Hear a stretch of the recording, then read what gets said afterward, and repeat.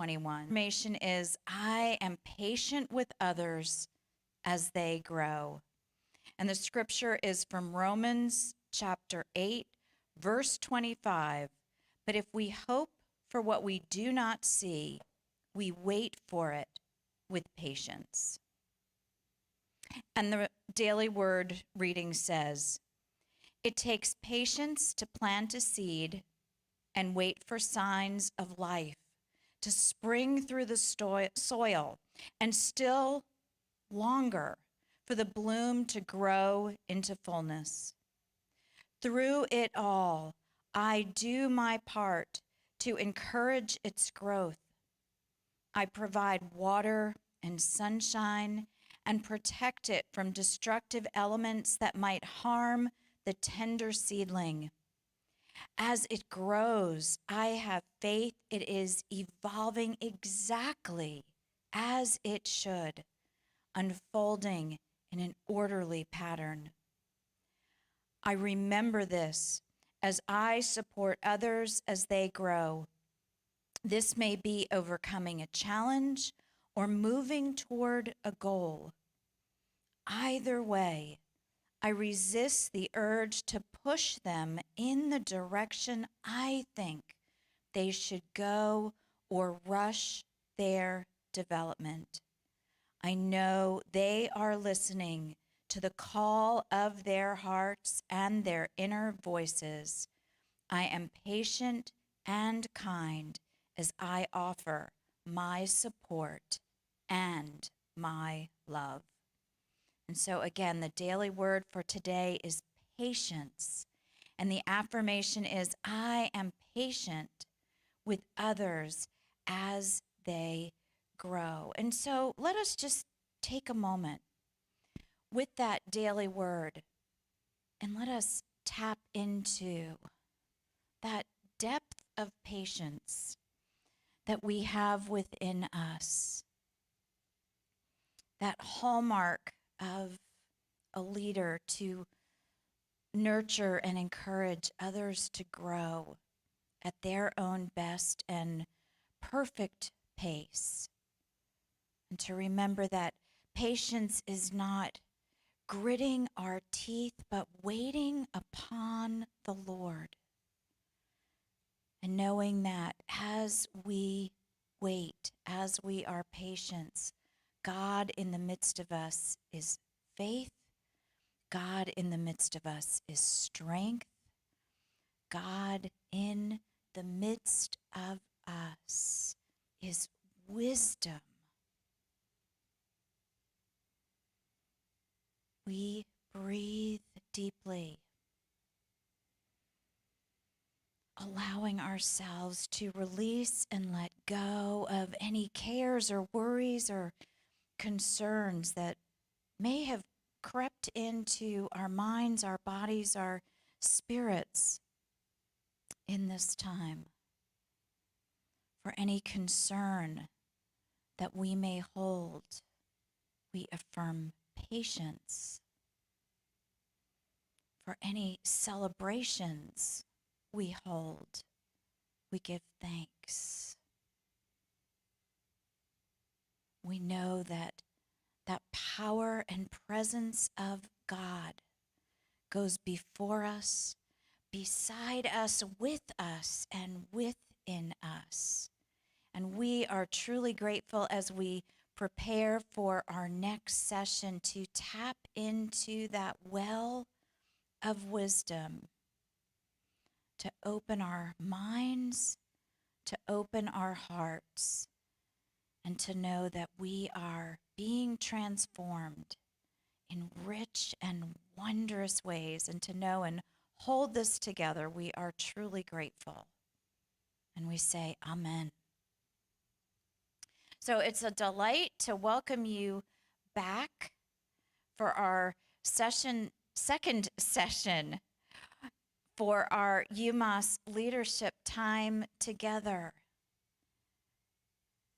As we discovered this morning, there are all kinds of ethical questions and considerations that we can be aware of. But there's also ways, as Reverend Charlene was talking about, to open ourselves within our communities to those who are not exactly like us, and to stay open to our learning.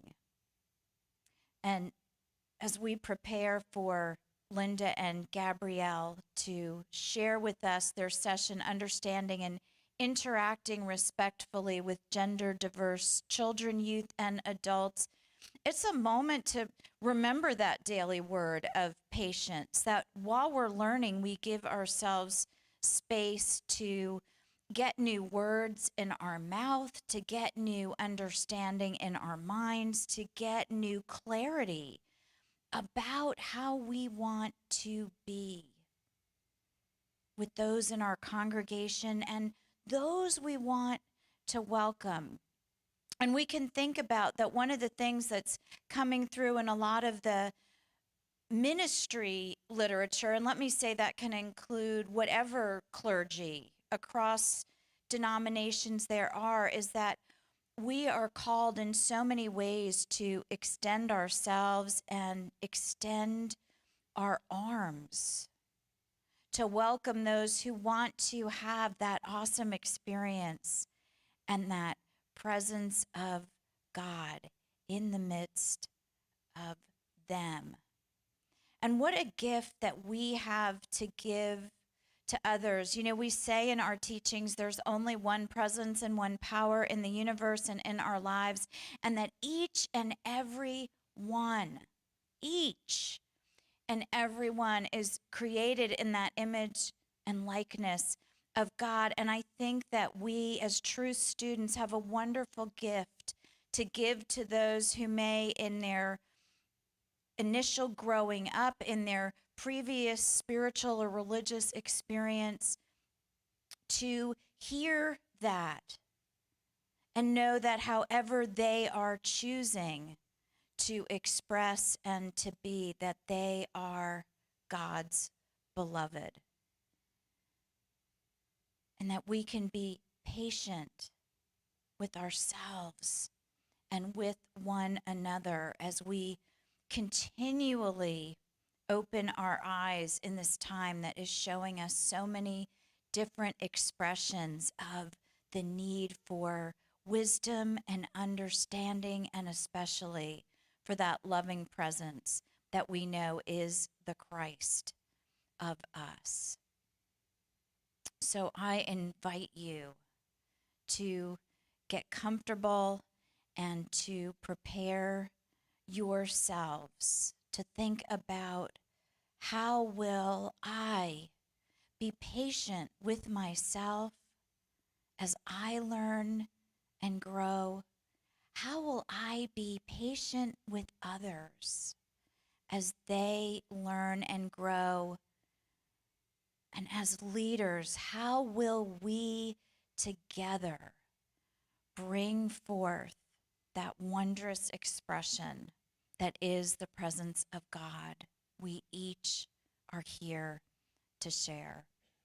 And so without further ado, I am so delighted to welcome Gabrielle Claiborne and Linda Hertzer.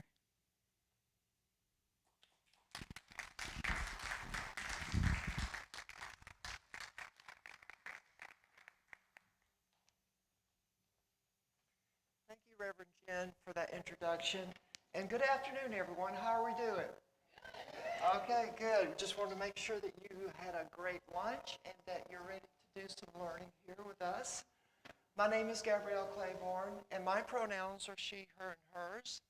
I am a transgender woman, and I am one of the co-founders. Linda is the other co-founder of Transformation Journeys Worldwide.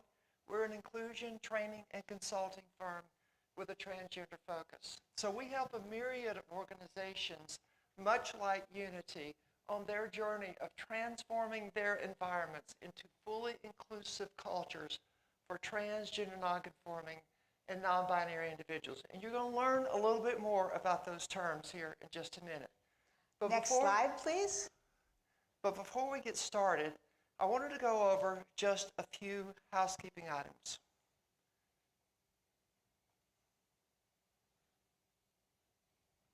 It's always, the challenge getting all the technology set up at the first. There we go. Thank you. We want to make sure, and I think we do, that everybody has something to write with and on, because we're going to invite you to participate in a brief handwriting exercise with us in just a few minutes. It's not necessary to take a lot of notes because we're going to be sharing a PDF of today's presentation with you afterwards for a future resource. And then for those who are joining in via Facebook, we want to make sure that you are engaged in this conversation as well virtually. So please indicate your comments or questions in the chat box, and we will make sure that we get to as many of those as we can. Also, this is a safe space, okay? So we really want to invite you to engage in this conversation with us. There is not a question that you can't ask that this lady right here hasn't already asked me, okay? So we want to invite you to lean in and get comfortable. Are we good with that? Yeah. Great, all right. Hi, everyone. I'm Linda Herzer. My pronouns are she, her, and hers, and I am not transgender. So that's why I have asked so many questions. Now, when people learn that I'm not transgender, I'm often asked, so Linda, how did you get involved in transgender inclusion training? And I especially get that question after people learn that I am also an ordained minister. And you may recognize that sanctuary. That is Unity Savannah. Several years ago, Dale Worley had us down there to do the Sunday morning talk. Yeah, a shout out to Dale, right? And everybody from Unity Savannah. We went there several years after I had come onto the staff of a church here in Atlanta, where about 10% of our congregants identified somewhere under the transgender umbrella. And back then, I did not know anything about people who were trans or cross-dressed or who were genderqueer or non-binary. I mean, I didn't know anything about any of that. So I began reading and researching and sitting down with my congregants and just listening to their stories. Gabrielle happened to be one of those congregants. And in 2015, when I left that position, I wrote a book based on all I had learned over those 3 years on what the Bible has to say in support of gender diverse people. And Gabrielle and I co-founded Transformation Journeys Worldwide. Now, I have a confession to make. Back when I first started at that church, I actually felt uncomfortable around my trans congregants because they just didn't fit any of the mental categories that I had for gender. I mean, I had always thought that one's gender was determined by their anatomy. I mean, that's what I had grown up believing, and I'm guessing that may be what many of us grew up believing. Let's see if my guess is right. How many of you grew up believing that gender is determined by one's anatomy? Yeah, that is the common cultural assumption here in the U.S. and actually in many countries. But what I learned from reading what many medical and mental health experts had to say was that my understanding of gender was actually very outdated. What the medical and mental health experts have learned is that all of us as human beings have something that is even stronger than our biology when it comes to determining our gender. And that something is our gender identity. Gender identity being defined by that which we know, everyone in the room today and online, who we are on the inside, whether that's male, female, perhaps a combination of both, or maybe neither. And because this concept of gender identity is so foundational to today's conversation, we want to make sure that you walk away with this definition. And research shows that the best way to learn something is to manually write it down. So we want to ask you to find that piece of paper and pen that we ask you to set aside at the beginning of our time together today and manually write this definition. But, everybody, right here, we want you to use your non-dominant hand. So take a moment and use your non-dominant hand and write this definition. And all of you who are joining in virtually, please do the same thing.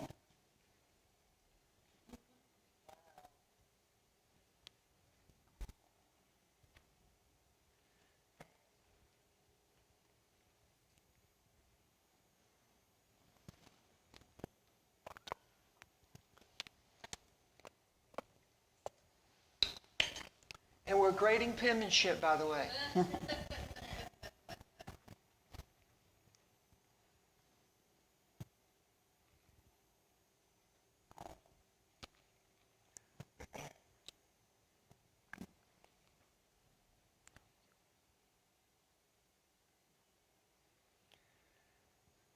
Okay, everybody right here.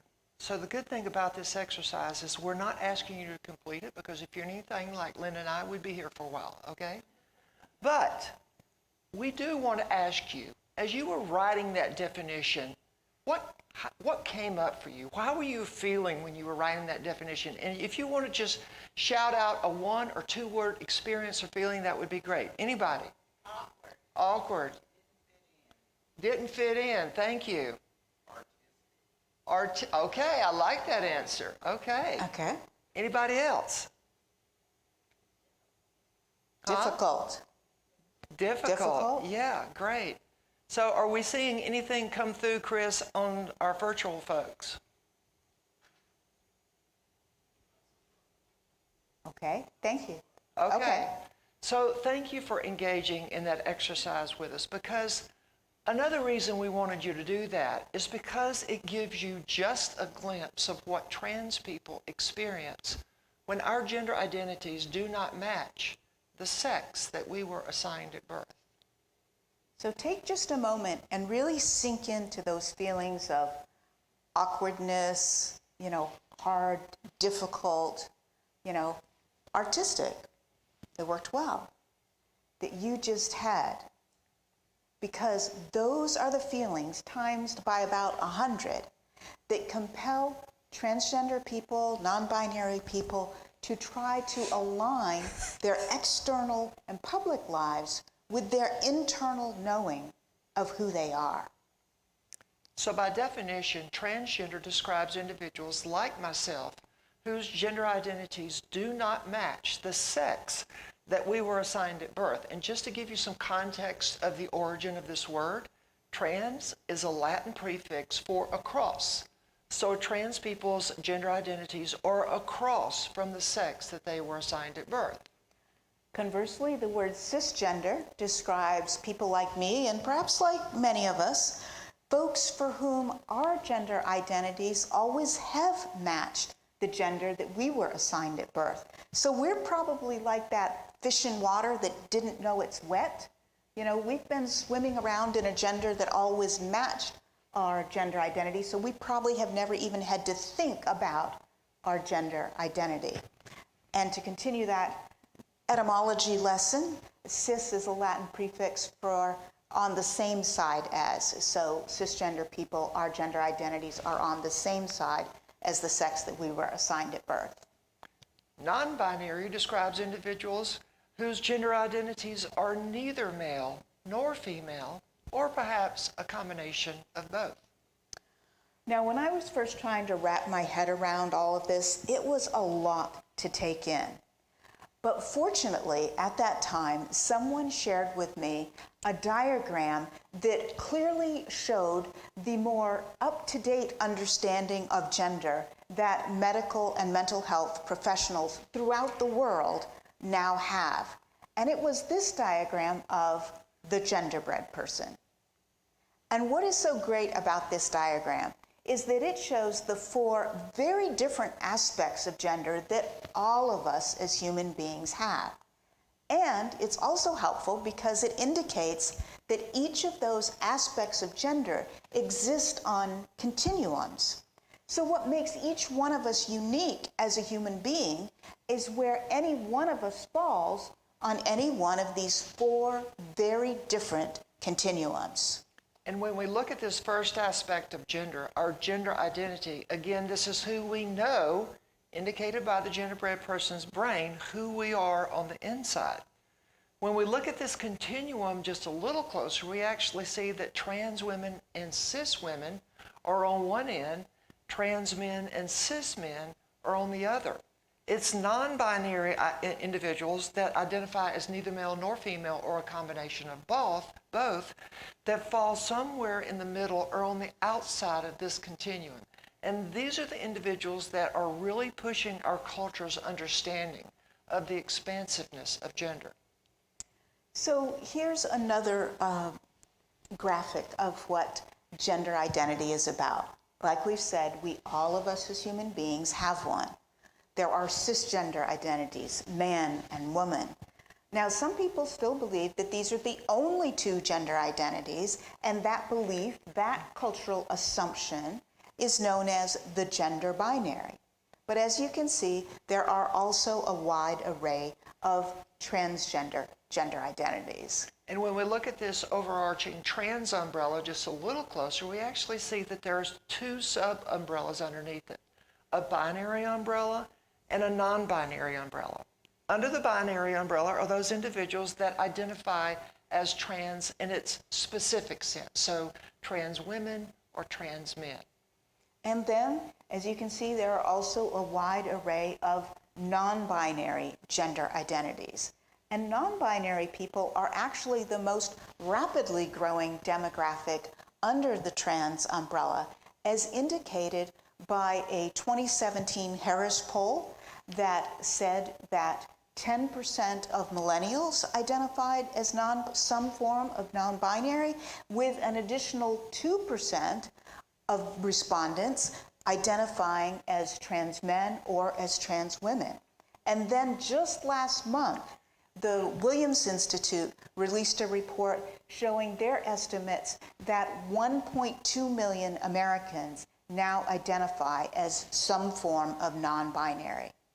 So to give you a chance to meet some non-binary folks very briefly, we wanted to share a short excerpt with you from a CBS News documentary on non-binary people. There's a certain palatable transgender person who has been put forth in the media. Transgender doesn't look just like one thing. There is more than just boys, girls, men, women. There could be people who live in the spaces between that. In the 70s and the 80s, we didn't have language for that. We just kind of got lost. I identify as agender. I identify as gender fluid. I identify as genderqueer. The older I get, the more I just identify with being non-binary. I feel like I've been running from gender all my life, and like this is as far away as I can get. People think that the word transgender just means, oh, switching genders or transforming. It's much more than that. There are men and there are women. I am neither of those things. We're in its So along with our gender identities, all of us also have a gender expression. And gender expression has to do with how we express or present our gender on the outside, as indicated by that dotted line going around the outside of the genderbread person. And so I'm going to want you to think and call out some answers here. What are some of the ways that we express or present our gender, on the outside? I'll get you started. Our hairstyles are certainly one way. What would be another way? Jewelry, clothing, Clothes, shoes, yep. Makeup. The actions, Yes. mannerisms, definitely. Yeah. The accessories we carry or wear, and also, here's a really big one, especially for trans people, are vocal registers. And we'll explain a little bit more about that in a little bit. So as you can see on this continuum of gender expression, an individual can have anything from a very feminine gender expression to a very masculine gender expression. But there are individuals that fall somewhere in the middle of this continuum that are considered as gender nonconforming. And so the definition of gender nonconforming describes people whose gender expressions and behaviors differ from cultural expectations regarding their gender. And because there are subtle nuances to what it means to be trans, gender nonconforming, or non-binary, there are acronyms that have actually emerged to describe the complexity of the gender diverse community. One of the acronyms is TGNC. That represents trans and gender nonconforming. An acronym that is beginning to emerge even as recent as a couple of months ago is TGNCMB. This is trans, gender nonconforming, and non-binary. Now, a third aspect of gender that we all have is our biological sex. Now, culture tells us that this is a cut and dry issue. We either have male or female, and that's it. In fact, intersex individuals challenge that assumption. But before we get to intersex, I just want to point out one thing. What we can see here from the genderbread person is that while sex is determined between the legs, gender is determined between the ears. So biological sex and gender identity are completely different continuums. So how many of you have ever heard of the word intersex before? Okay. Some have, some haven't, and that's typically what we see in our audiences. So we do usually explain it a bit. The word intersex describes a person for whom the biological components of sex, that is, internal and external reproductive organs, chromosome patterns, and also hormone levels, show up in ways that are not typically male or female. And so on this diagram here, you can see in the first two columns what most of us probably learned in 9th grade biology about how people show up, right? But what our biology teachers probably didn't mention was that there are more than just male and female ways that people are embodied. People are also embodied as intersex. In fact, there are over a dozen, that's what that 12 plus besides intersex stands for, over a dozen different combinations of the biological components of sex that can result in someone being intersex. So a fourth aspect of gender is our sexual orientation. And as you may be familiar with, this is who we're attracted to romantically, physically, and emotionally, indicated by the genderbread person's heart. When understanding sexual orientation for trans people, our sexual orientation is always defined from the perspective of our gender identity. So I identify as a trans woman. I'm attracted to men. So that would make my sexual orientation straight. Thank you. Very good. Okay. So another thing that is, as you can see from the genderbread person, gender is a whole lot more complex than probably most of us grew up knowing about. And another thing that's really helpful about this diagram is that it helps to dispel a common myth that exists in our culture, and that is one that has to do with the acronym LGBT. Seeing those 4 letters all together all the time leads many people to believe that being lesbian, gay, and bisexual is the same thing as being transgender. But of course, what we've just learned from the genderbread person is that being lesbian, gay, or bisexual has to do with one's sexual orientation. Excellent. Whereas being transgender is all about and only about one's. Exactly. Stated a little differently, being lesbian, gay, or bisexual is about who you go to bed with. Whereas transgender, being transgender, is about who you go to bed as. I see some ahas out there. Yeah, and that's, I have to tell you, that's what I felt the first time I heard that. Oh, now it makes sense. So growing up in a culture that believes that our gender is determined by our anatomy, makes it difficult for trans people to understand and accept what has been going on inside of us. That's why many of us have not come out until later in life, although most of us have known since a very young child that there was something different about us. Take me, for example. At the age of 8, I had a born-again experience which began my rich, lifelong relationship with God. At the age of 9, I began having this unusual desire to dress in women's clothes. When no one was home, I would secretly slip into my mom's closet and I would try on her clothes. For some reason, I felt at peace when I did this, but for the life of me, I couldn't understand why. I also didn't understand why I didn't want to just play Barbies. I wanted to be Barbie.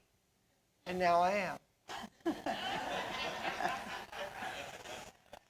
Now, because I grew up in a very conservative environment, my daddy is a Pentecostal preacher. And because this was long before the days of the internet, just how long, I don't care to disclose to you today, I lived the next 35 years of my life in a place of constant unrest, burdened by fear and confusion. In public, I learned to mask my feminine desires by being a good student, a talented athlete, a good Christian, a popular guy. After graduating from Emory University and then pursuing a civil engineering degree from Georgia Tech, I then married a beautiful woman and we had 3 amazing kids. I had a very successful career owning multiple businesses in a construction industry and a very nice 6-figure income. To top it all off, I was a leader in a large, prestigious Atlanta church where I led a men's Bible study group, I served as an elder, and I was a soloist in our world-class choir. By all outward appearances, I had it all. But in reality, I was living a life of turmoil because of this internal gender dilemma, which I still had no words to describe. But when I was 45 years old, I accidentally stumbled across a website showing pictures of trans women. Well, when I saw these images, this was the first time that I'd seen any of these images, but when I saw these images, immediately I thought, that's me. So I spent the next 5 years doing online research, living between the exhilaration of knowing that's me and the despair of thinking, I can never live my life as a woman. What would God think? What would my family think? But after 5 years of living in this intense turmoil, I finally decided to get help.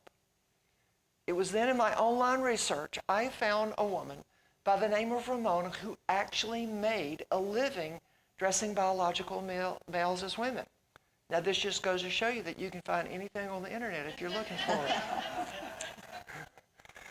Well, I finally mustered the courage to call and make an appointment with Ramona. And on the day of the appointment, as I'm driving to her home, I was just a hot mess. But as soon as Ramona greeted me at the door and ushered me upstairs her dressing salon, I thought I had died and gone to heaven. You see, her salon was rooms of dresses and shoes, and I love shoes, and wigs and jewelry and drawers of lingerie, and that's where we started. The first thing Ramona did was she held up a pair of padded pants and said, Gabrielle, here's your butt. I said, my butt? I've got a butt. She said, girl, I'm trying to create this feminine silhouette on you. I said, give me that butt. Well, after she got me all padded and dressed, she sat me down in her salon chair and started applying the makeup and a wig, things that I had never done for myself before. Now, all this time that she was doing my makeup and my hair, she was standing between me and the mirror, so I wasn't able to see the transformation that was taking place. When she was done, she looked at me and she says, Gabrielle, are you ready? With my heart beating wildly, I said, I think so. It was at that moment Ramona stepped away from the mirror, and there, for the very first time, I saw myself on the outside as the person I knew I was on the inside. I was 49 years old, and I don't want to see anybody here doing math in your head, and meeting myself for the very first time. It was then I knew, that's me. Well, as you can imagine, that was a very emotional experience for me, and I began to cry. Ramona quickly caught me. She says, no, Gabrielle, Girl 101. If you're crying before I put the makeup on you, not afterwards. Several months later, I knew I needed to explore this fully to see where this would take me. So over the next 2 years, I lived back and forth between my male persona and my true female identity, going to work dressed as a man each day, but coming home and living as Gabrielle in the evenings and on the weekends. It was during this time that a friend of mine told me about a trans-affirming congregation here in Atlanta. Well, despite the fears of what people would think, but more importantly, what God would think, I mustered the courage to attend an Easter morning service there. And I'm glad to say that decision changed my life. You see, although I didn't hear anything new that morning, I felt something new. I finally felt the born-again joy of connecting with my Creator as my true self, internally and externally aligned. But it wasn't just this experience of joy that was meaningful for me that day. It was also the pastor's warm welcome, because at the end of the service, as I was trying to duck out, he caught me at the back door and said how nice it was to see me, and he actually encouraged me to come back. Now I have to confess, I had to pinch myself at this point just to make sure I wasn't dreaming. Well, over the next couple of years, I was invited to bring my gifts of ministry to this church. I joined the choir, which I ended up directing. I started a trans support group, and I was elected to serve on the executive board there. It was during this time that I made the decision to finally embrace my truth and to live full-time as the trans woman that I knew myself to be. But this meant finding some way to earn an income as a trans woman, a 6'3" plus 5 inches trans woman. And that scared me. Well, fearing that I would not be welcomed back into the workplace by my construction colleagues, I fell back on my entrepreneurial experience and started a cleaning company and a home renovation company. And almost 7 years ago now, Lynn and I co-founded Transformation Journeys Worldwide. So while I've been very fortunate vocationally, having been able to start several thriving businesses as a trans woman, I am also grateful that some of my family have chosen to take this journey with me. And what a journey it has been for all of us. The very first family member that I came out to was my youngest daughter. And fortunately for me, she has been supportive and accepting of my true gender identity. My ex-wife, oldest daughter, and son have had greater challenges with their journeys around my transition, but over time are starting to make peace with it in their own ways. Unfortunately, my sister and parents have chosen not to have any contact with me since I came out in 2010. Yet I continue to hold space for them in hopes that their hearts will soften and that they would want to reconnect with me again. So while my journey hasn't been easy, and I know my loved ones have experienced many challenges with it, I now know that I'm happier and more whole than I've ever been. And I'm grateful to God to finally be realizing the internal and external alignment that I've needed and wanted in my life for so long. And thankful that I get to live my life out loud each day as a celebration of God's love for me and helping create a world that works for everyone. Thank you.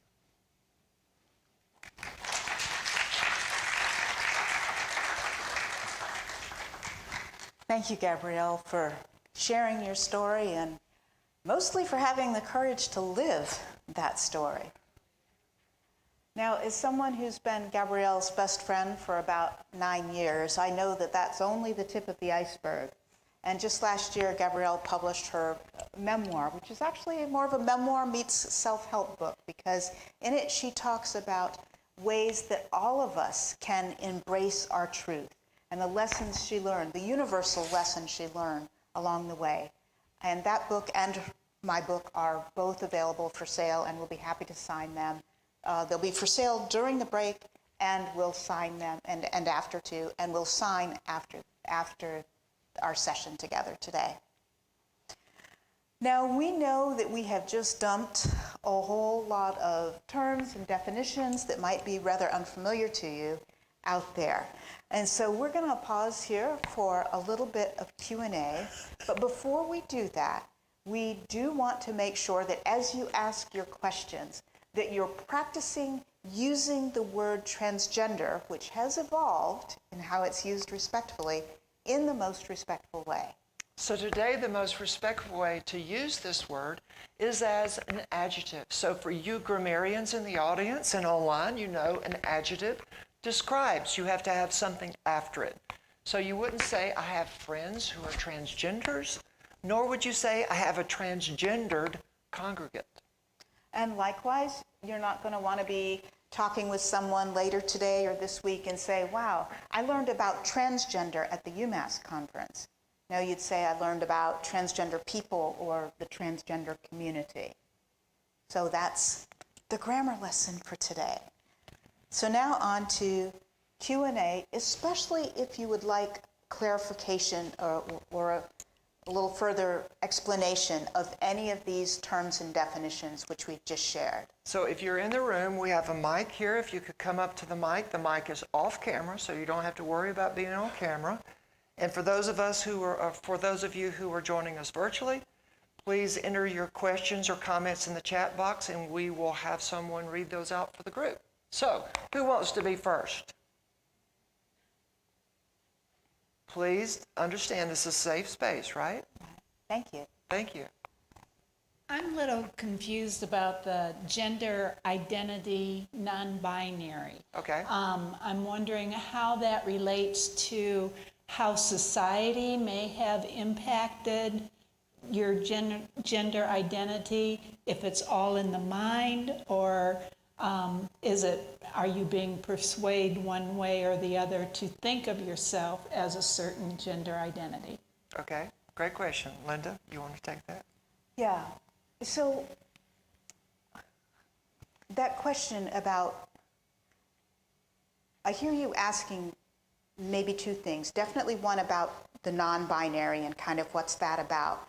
And also, how much, I think I heard you say, how much does our culture's expectations around gender impact what people think about themselves? Is that second part true? All right, then I'd like to start by addressing that second part first. When it comes to, because I had that same question, it's kind of like, well, in fact, I remember asking Gabrielle, couldn't you have just been like, instead of being a really, He-Man masculine kind of, or even toxic, we hear about toxic masculinity. Instead of being a real, couldn't you have just been a gentle man, a kind man, maybe like amplified your feminine, because we all have that feminine masculine energy, right? Couldn't you have just amplified that a bit? And I remember Gabrielle saying, no, that wasn't it.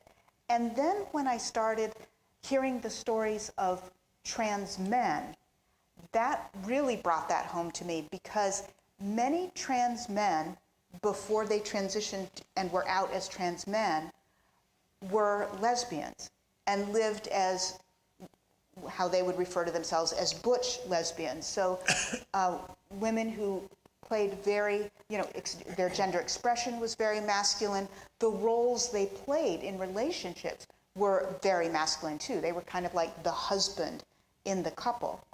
And I've read several memoirs and talked to a number of trans men, and what they said is that, we were doing this masculine thing, playing masculine roles, dressing very masculine, but that wasn't it. It wasn't about the roles we were playing. It wasn't about how we expressed ourselves. It was about who I knew myself to be. I was actually a man. I wasn't just a very masculine woman. I was a man. And that's when they transitioned as trans men. So to me, that was very important in regards to, no, it's not just culture's expectations around gender. It actually is one's internal knowing of who they are. I will add something, that culture, remember we shared the term gender binary. that gender binary is a term that means that many people believe that there's only men and women, right? But culture does perpetuate this belief, this erroneous belief, that there are only men and women. Well, non-binary individuals are now emerging saying, no, there's a whole lot more than just men and women. So culture does enculturate us to believe that there are only two options for gender. And when it comes to non-binary gender identities, again, I will say that those have been very challenging for me to understand because, again, you know, being raised on the gender binary, being raised on that belief that there's just, you know, men and women, I didn't have any categories for that. But again, as I started reading memoirs of non-binary people and just reading about their experiences, I think one of the most compelling ones for me was of a person who was assigned male at birth and lived as male for some time. And then that didn't feel right to them. So they actually transitioned. They took physical, legal, social means, we'll talk all about that in a bit, and to transition to as a woman and to live as a woman. But after they did that for a while, it's like, you know, this isn't quite it either. And that's why they now identify as non-binary, because they've lived as both. And I've read this story from a number of non-binary people. They've lived as both, and they realize, no, that's not who I am. And so my best suggestion for helping all of us understand non-binary people is to just start listening to their stories. And we'll give you a resource in just a minute for finding those stories. So I want to add a couple more things to that, and that is a lot of folks, because it's hard to wrap your head around someone identifying as male or female or a combination of both or neither, a lot of folks feel like non-binary folks are confused. Well, I'm going to rest assure you, set that at ease, and dispel that myth right now. They are not confused. What's happened is that language has become more available, and now folks understand that because you can wrap language around a person's experience, their lived experience, that's why you have non-binary individuals who are coming out and coming up with all kind of terms. What we're sharing with you today is a overview framework. You know, a lot of times we encourage our audiences, if you meet someone that identifies as non-binary, you might want to say, so what does that mean for you? Because what that means for them may be a little different than the next person. So that's a great way to better understand, create that engagement, and also better understand how they identify. We probably got time for one or two more questions. We got one in the back. We'll take Pam and then one coming in from online. Thank you. Yes. So this is a little bit about terminology and kind of definition. Okay. So one of the terms under the non-binary is the term genderqueer. Mm-hmm. So when I was growing up, if someone was queer, that was a negative term for a man who was gay. Right. So I'm assuming that this genderqueer is not negative, and kind of what does it mean? Great. Good question. You're absolutely right. For many years in our culture, queer had a very negative, pejorative connotations. Yes. So, but now that word is being reclaimed by many people to identify themselves, but we strongly recommend that you not refer to someone as being queer unless they themselves have first identified themselves that way.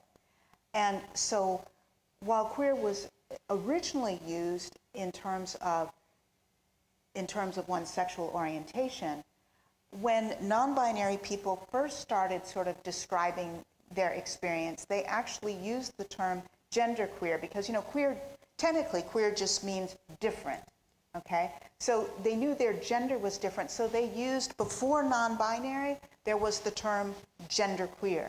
Some people still use the word genderqueer to describe themselves, or they might use it in reference to their gender expression.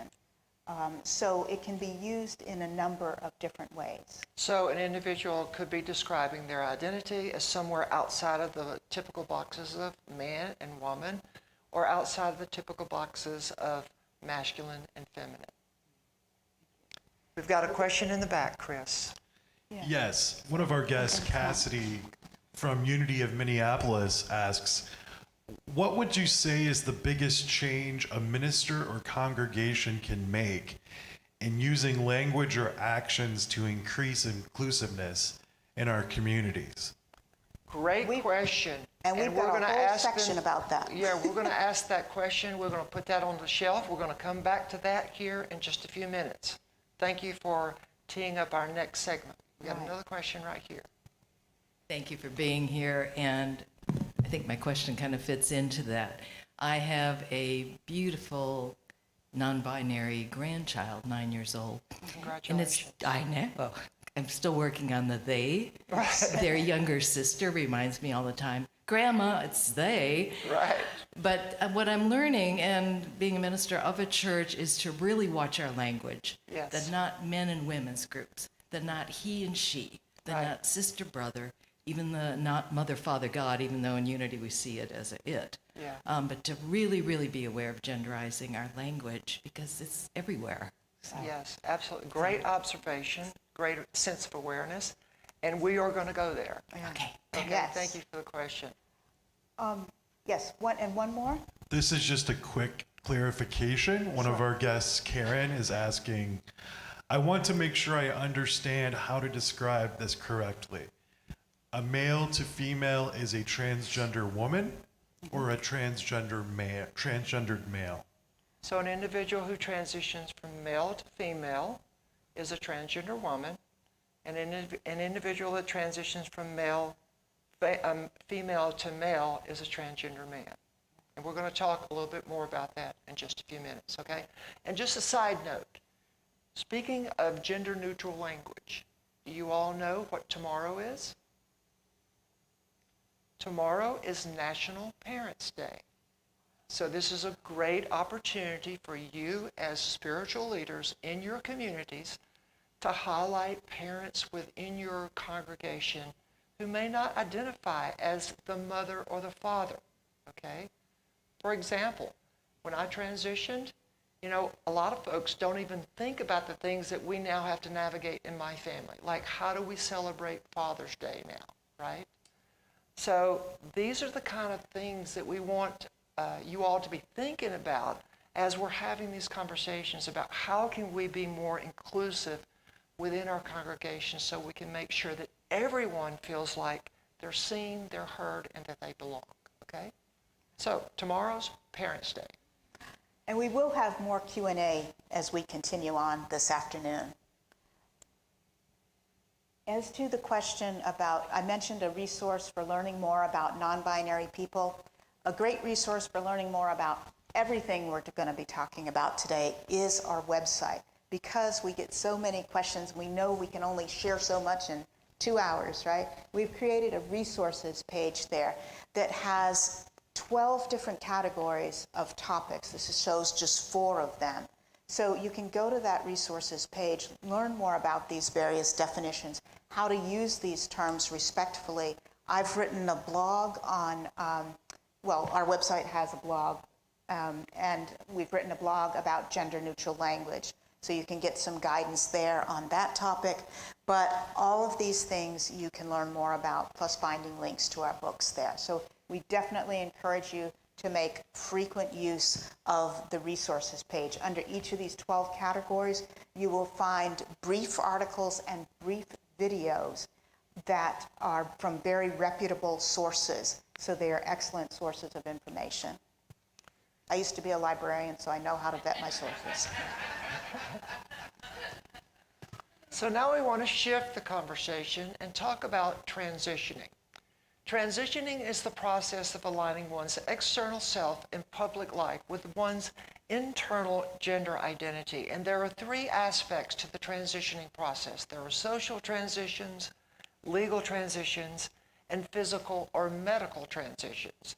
Now, when we talk about transitioning, it's important to understand that not all transgender, nonconforming, and non-binary individuals may elect to pursue all three aspects of transitioning. One, it may not be their personal story or personal journey, and two, they may not have the resources to pursue all three aspects. But one aspect that everybody will pursue to some degree are what's called social transitions. And social transitions are very much what you heard about in Gabrielle's story. There is the dressing differently, so your gender expression is now aligned with your gender identity. And of course, once you're expressing differently out there in public, it's going to be very important that you use the restrooms that match your new gender expression for your safety and comfort and for that of everyone else. Also, many people will choose a new name and pronouns that match their gender identity. More about that in a few minutes. And then there is that whole coming out process. Not only coming out to your family and your friends, but coming out to your faith community and to, your auto mechanic and your hairdresser and your accountant and everybody that knows you, or to your kids' teacher, and the PTA parents or friends in the neighborhood.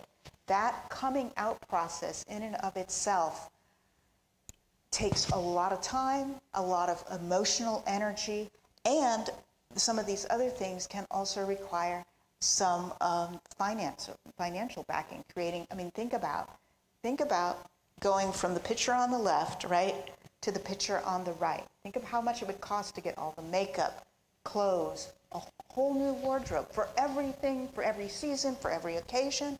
It costs money, it takes time. A new job. Yeah. Perhaps a new chosen family. So we want to make sure that you understand your role that you're playing as a spiritual community for your gender diverse congregates. As you heard in my story, my spiritual community was my lifeline. They actually provided an opportunity and a safe space for me to try Gabrielle on before I actually was confident enough and assured enough that this was really me.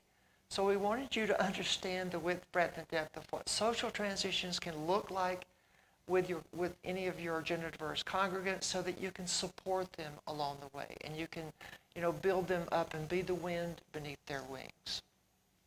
A second aspect of transitioning are legal transitions, and this usually starts with an individual legally changing their name. Some TGNC-MB individuals then may elect to pursue a gender marker change, and this is the M and the F that we know to be on our legal documents. I'm going to come back to the X and the U in just a minute.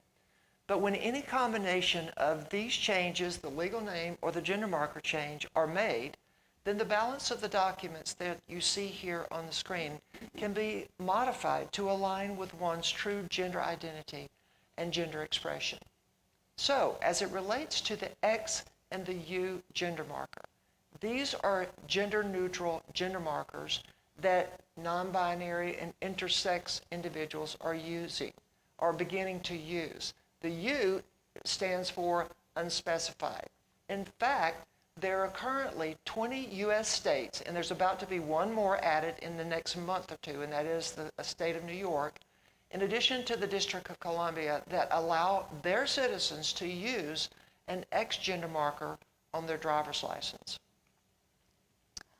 Now, another aspect of transitioning are physical aspects. And this often starts with someone pursuing hormone therapy.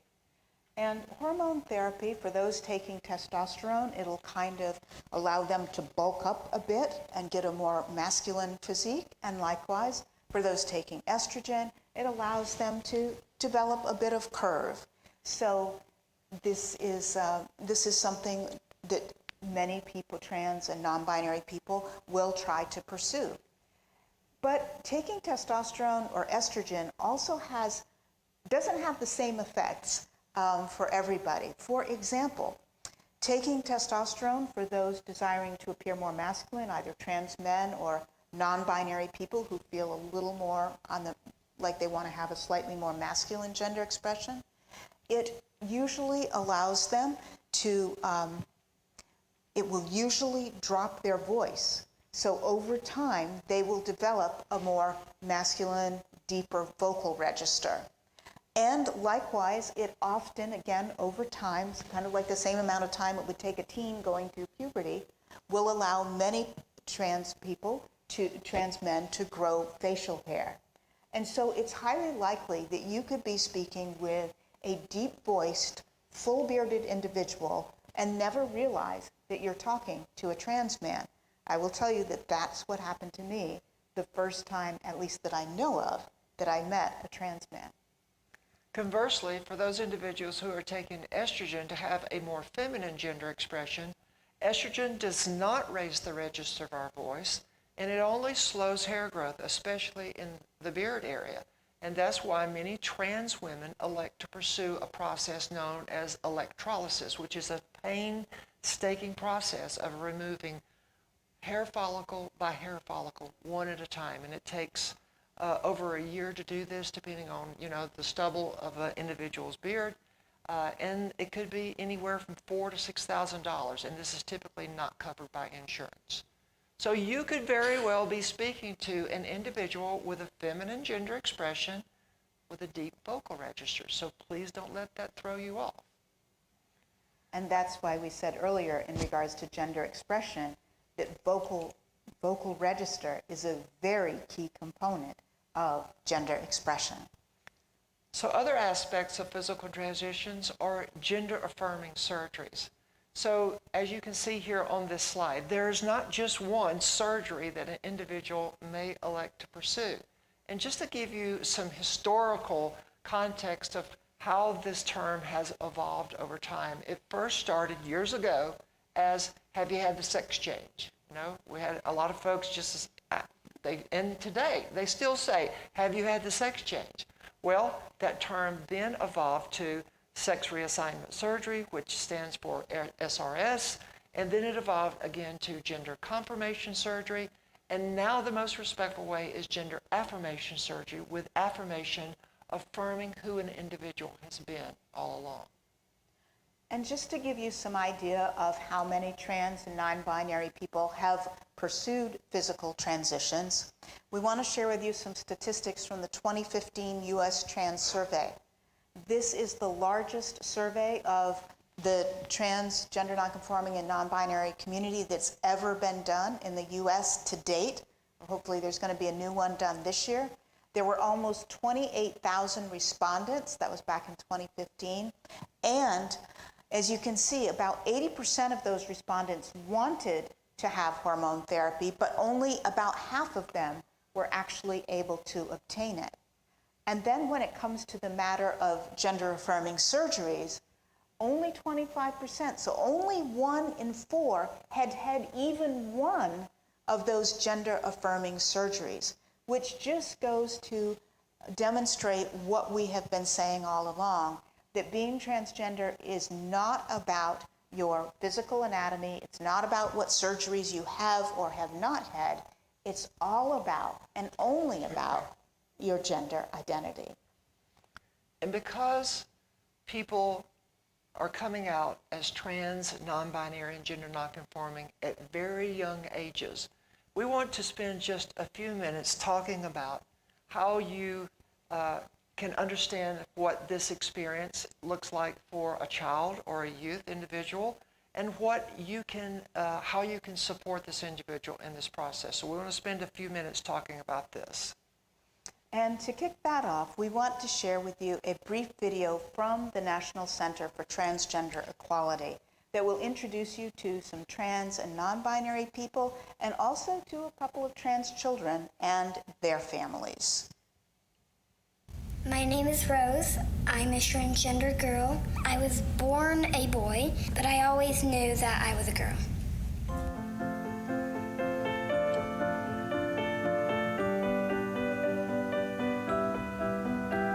My name is Devon. I'm a trans male. That means I was born female, and I live now as a male.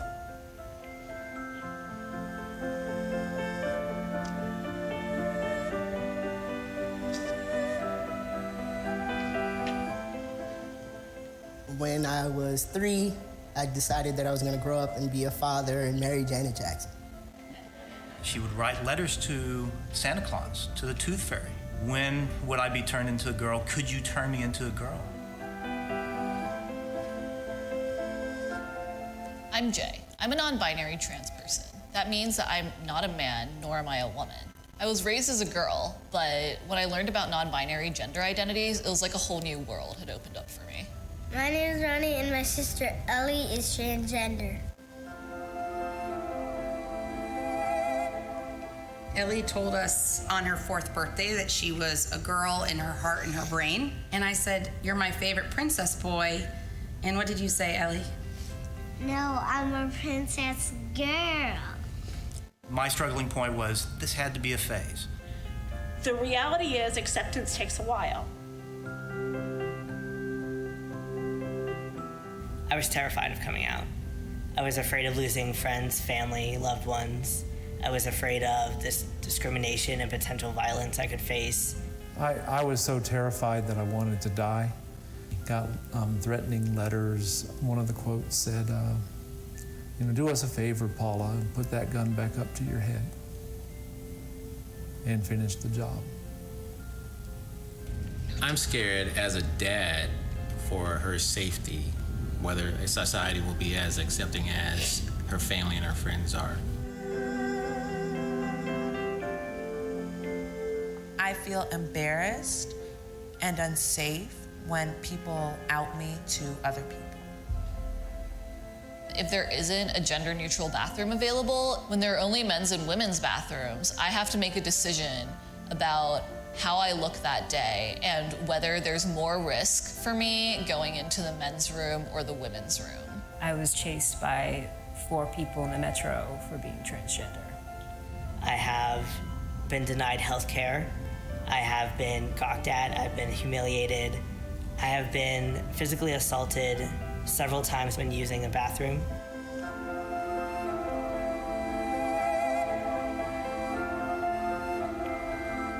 Seeing her face the first time we let her wear a dress outside of the house, pretty special. You're different, that's okay. Just keep on being yourself. Support means listening, maybe not understanding, but just listening and being there for me. Pushing back on jokes or offensive comments at the expense of transgender people. The easiest way to support transgender people is to follow their lead. Supporting transgender people means letting them be who they are. I'm proud to be trans because I want to be myself. I'm proud to be trans because I think life is too short to be anything besides what you are. This is who I am. This is who I am. This is who I am. This is who I am.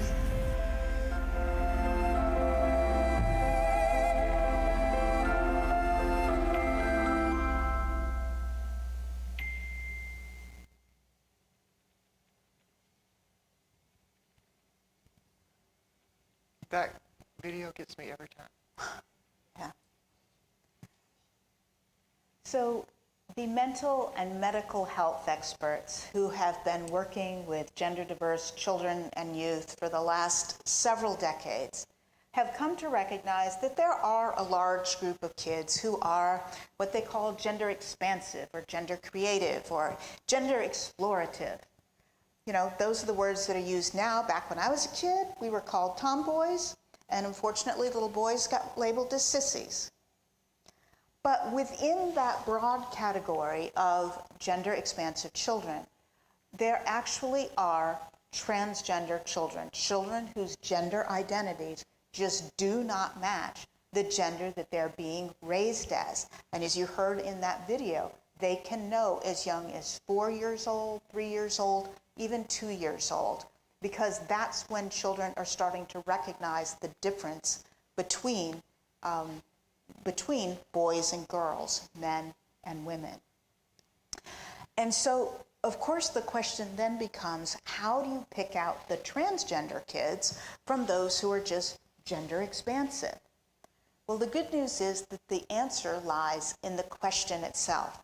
How do you pick, P-I-C, out the transgender child?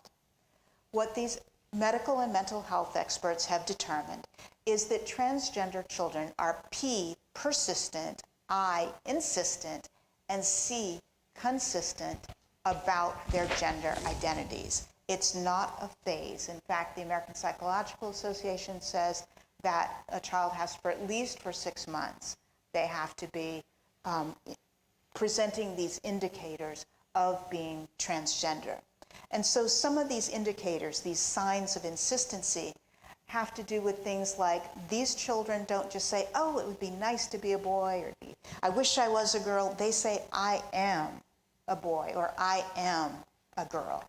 And if we remember in that video we just watched, when Ellie's mom made the statement, you're my princess boy, Ellie said, no, I am your princess girl.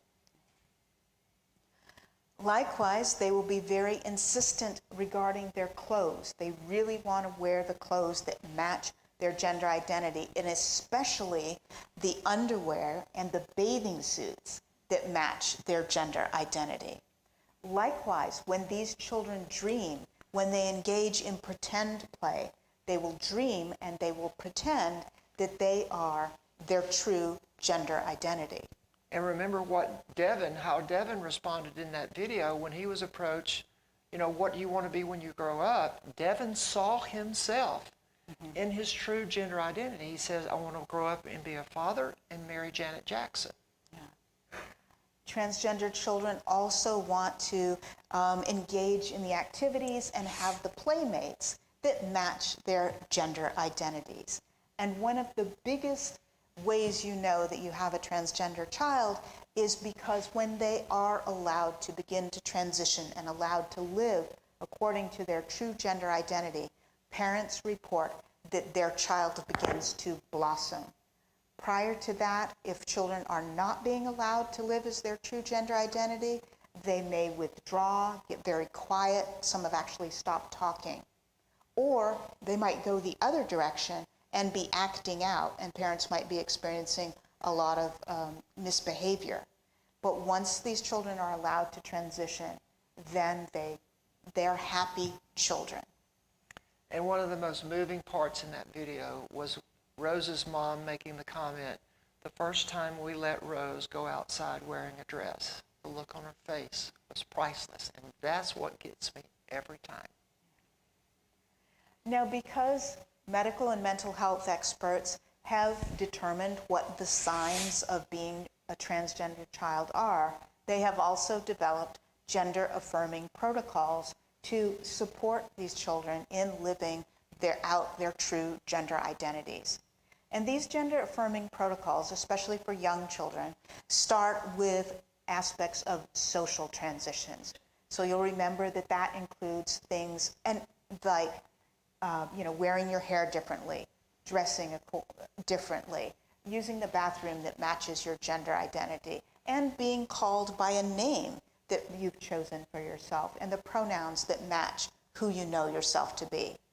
Now, all of these things that are part of a social transition, it takes a village, especially when supporting this child. So they need medical and they need a therapist, they'll need a doctor, teachers, coaches, and their faith community, their Sunday school teachers, right?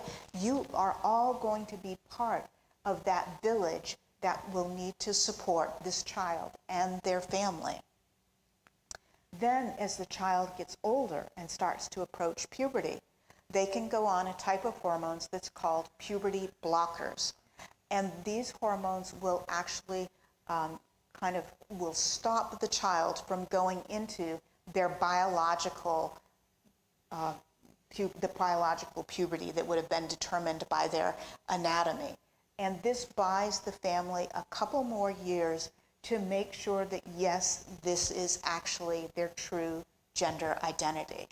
The puberty is not only a significant milestone for trans people, it's also a significant milestone for some gender-expansive individuals, because, again, puberty is when our sex-segregated characteristics No, secondary sex. Secondary sex characteristics, thank you, start showing up in us based on the sex that we were assigned at birth. So for some gender expansive individuals who hit that puberty and they start seeing these things appear and they start experiencing, feeling these things, they say, wait just a minute, this doesn't work for me.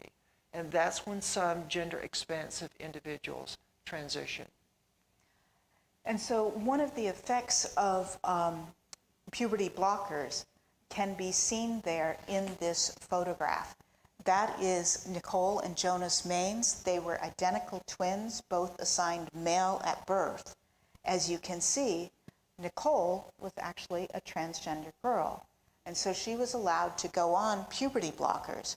And so what you're seeing here is that she has not developed the Adam's apple that her brother has developed. Likewise, where Jonas's jaw is getting that more square, chiseled, masculine look to it, Nicole's is still very rounded and feminine. Jonas is starting to get the peach fuzz, right? The little mustache growing there, where Nicole is not. Nicole's voice will not drop.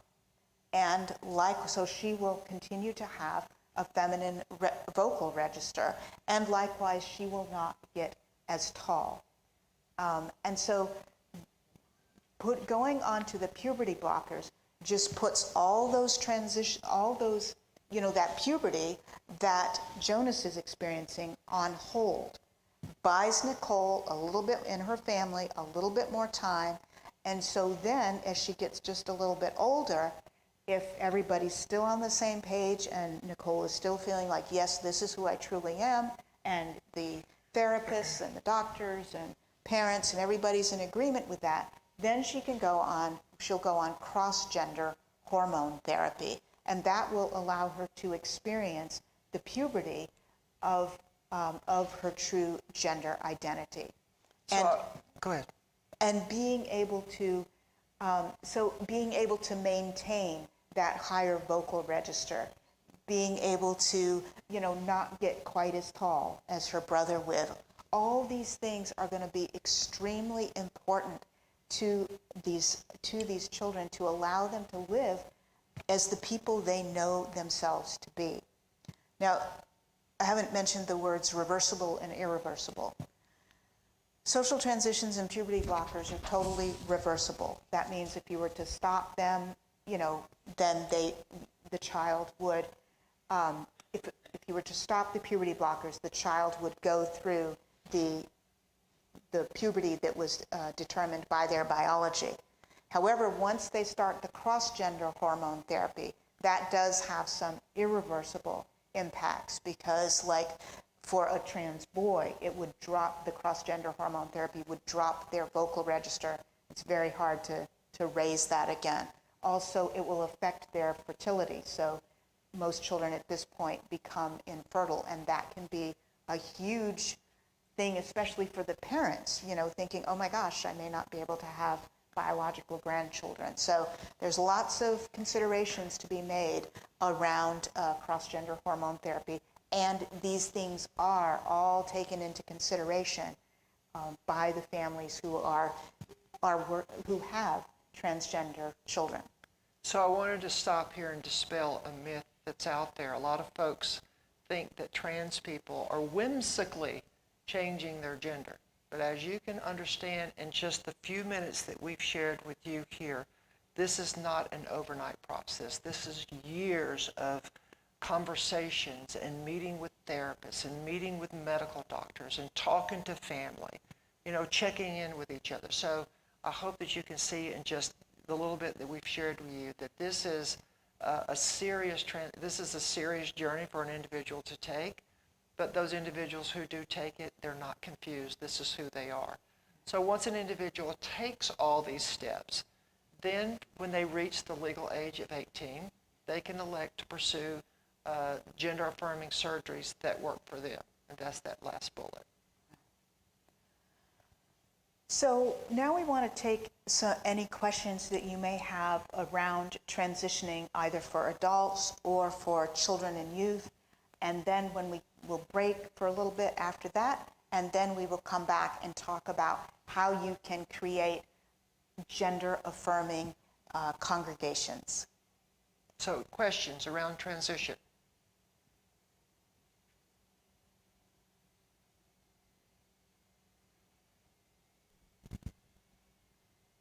Can I ask a question?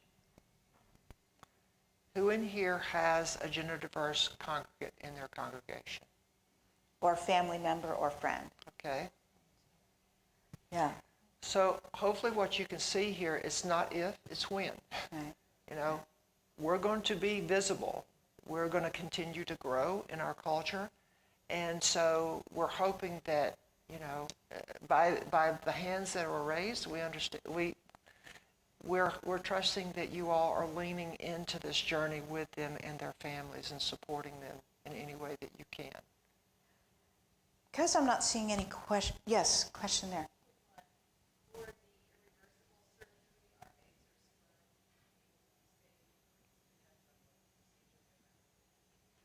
Repeat the question. So the question regards fertility before having, can eggs be or sperm be saved? If the person is old enough, that can be successful. Sometimes if it's a teenager, then the sperm or the eggs haven't developed enough for that to be successful. That sort of science is still evolving and growing. So for older individuals who have kind of gone through the puberty that was dictated by their biology, it's more likely that can happen. But again, that takes a lot of money to be able to do those things. But it's not as possible yet for teenagers, especially if they've been on the hormone block. Not teenagers, younger. Yeah, younger people, especially if they've been on the hormone blockers, so they haven't gone into, because they wouldn't develop eggs, for example, if they've been on the hormone blockers. Any other questions? Feel Yes. free. We have a question online from one Right. of our guests. How, as a minister, can I support a person who is transitioning? Same question for the Unity community present. Okay. And that's what we're going to talk about after the break, all of those things, how to make our congregations trans-welcoming. Actually, to that specific question, how can I support an individual? We actually do another whole 2-hour training just on the pastoral care concerns and how you can provide pastoral care not only to these children, but to the family members, to the spouses, if it's an older, if it was to Gabrielle's spouse, right? To Gabrielle's adult children, to younger children of a person who's transitioning. That's another whole 2-hour training. But we will be talking about making your congregations trans-affirming. Why don't we go ahead and break now? And if you all could return in 15 minutes, so come back. I'm seeing 2:28 on the clock. If you could be in your seats and ready to go at 2:45. Yep. That would be wonderful. Our books are for sale. During the break, we won't be signing them. We'll wait until after the whole session to do that. But you can get them, and then you can be first in the signing line if you need to travel and go someplace quickly. So 15 minutes, okay?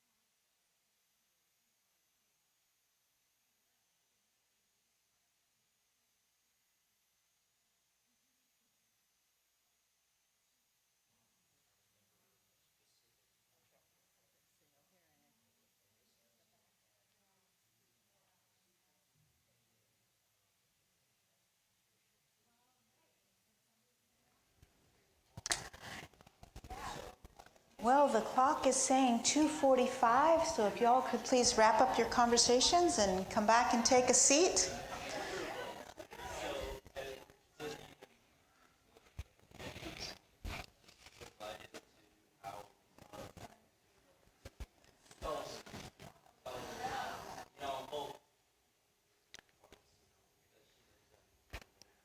Based on the questions that we've been having around, how can we minister to folks, right? How can we support folks?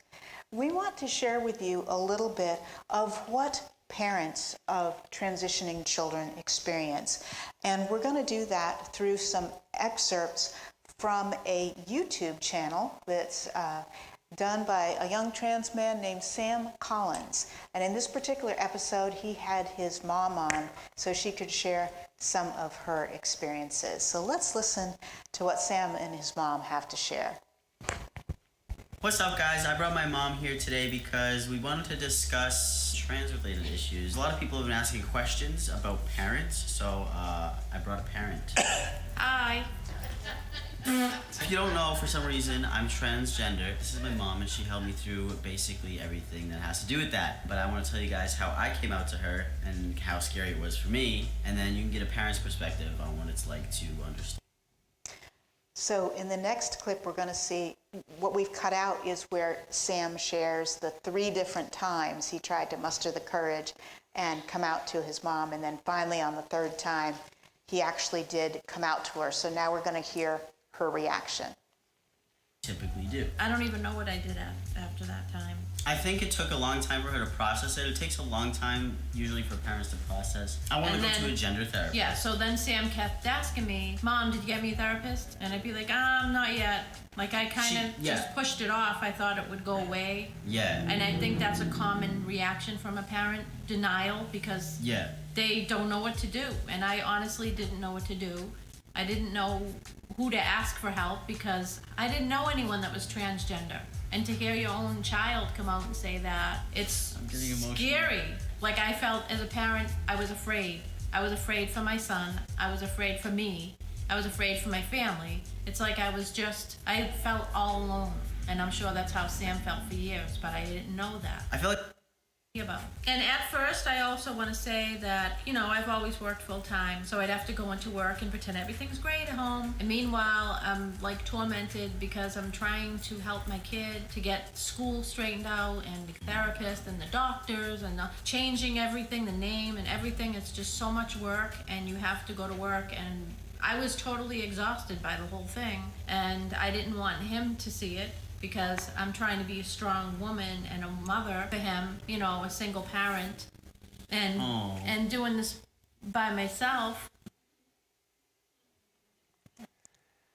So we wanted to share those videos with you to give you the width, breadth, and depth of what a family member, especially a parent of a transitioning individual, goes through. And you heard all of these things on this slide that this mom was going through.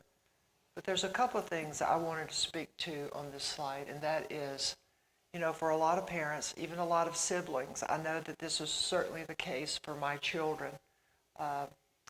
They have to go through this degree of guilt because in many ways, they're losing the person. Grief process. I'm sorry, grief process. They're going through this grief process because they're losing this person that they thought that they knew, and this person is evolving, and so having to grieve over that loss. A lot of folks say it's like a death, a death in the family because you are transitioning, as well as the individual who is transitioning. The parents are transitioning alongside this individual. So there's a grief process that you have to go through, or a lot of parents have to go through. Some parents also experience a degree of guilt because, as you heard in this video, Sam's mom said, I was just hoping that it was a phase. I'm hoping that it goes away. And turns out that it didn't, right? So consequently, a lot of parents who see their child go through many different phases of exhilaration and depression, and then all of a sudden when they're allowed to transition, waiting so long to actually get on board with their child's transition, kind of puts them in a place of experiencing guilt around waiting so long. So we share this information with you so that you'll understand what your families of gender diverse people in your congregation, in your spiritual communities, are going through and what they're processing and how you can support them along the way. And one of the things you heard that Sam's mom say was that she needed resources. She didn't know anything about this. So again, we encourage you, if you have a congregant like this, send them to our website, because we do have a whole section on transgender children and youth, and many of these organizations that are listed there are linked off from that, so they can start getting some basic information there.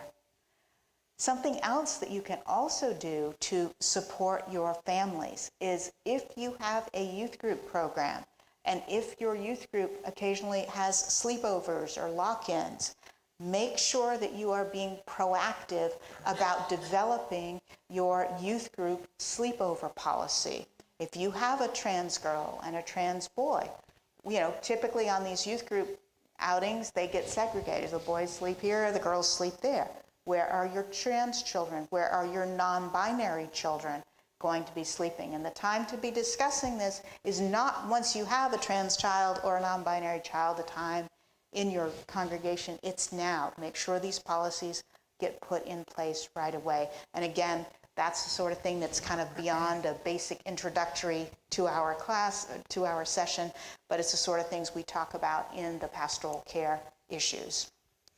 So now that you understand a little bit of the dynamics of what this looks like for your congregation, we want to help you understand what can you do to set yourself up, as we say in our business, the congregation of choice, right? How can you create that welcoming congregation for this demographic? So there's basically 4 things that you're going to need to do. First of all, and we're going to break each of these down in a minute, but in general, you're going to want to educate everyone in your congregation about gender diverse people. Because a lot of times we find that people want to be respectful, they want to be supportive, especially in our unity congregations, but sometimes they simply don't know how, because culturally, historically speaking, this is new for many of us. So educating everyone is really important. The second thing is you're going to want to teach everybody how the Bible supports and how the materials from your own faith tradition, like we were doing an interfaith service, we talk about how do your sacred texts support gender diversity. A third thing that you'll need to do is to proactively reach out to people, because many trans, non-binary, gender non-conforming people have been very hurt by churches and by congregations. So they may not just come wandering in unless somehow you let them know that they're going to be welcome in your space. So we're going to talk a bit about that. And then, of course, once they do come through your doors, we're going to talk about what you can do to create a welcoming environment for them and their families. So, starting off with the education piece.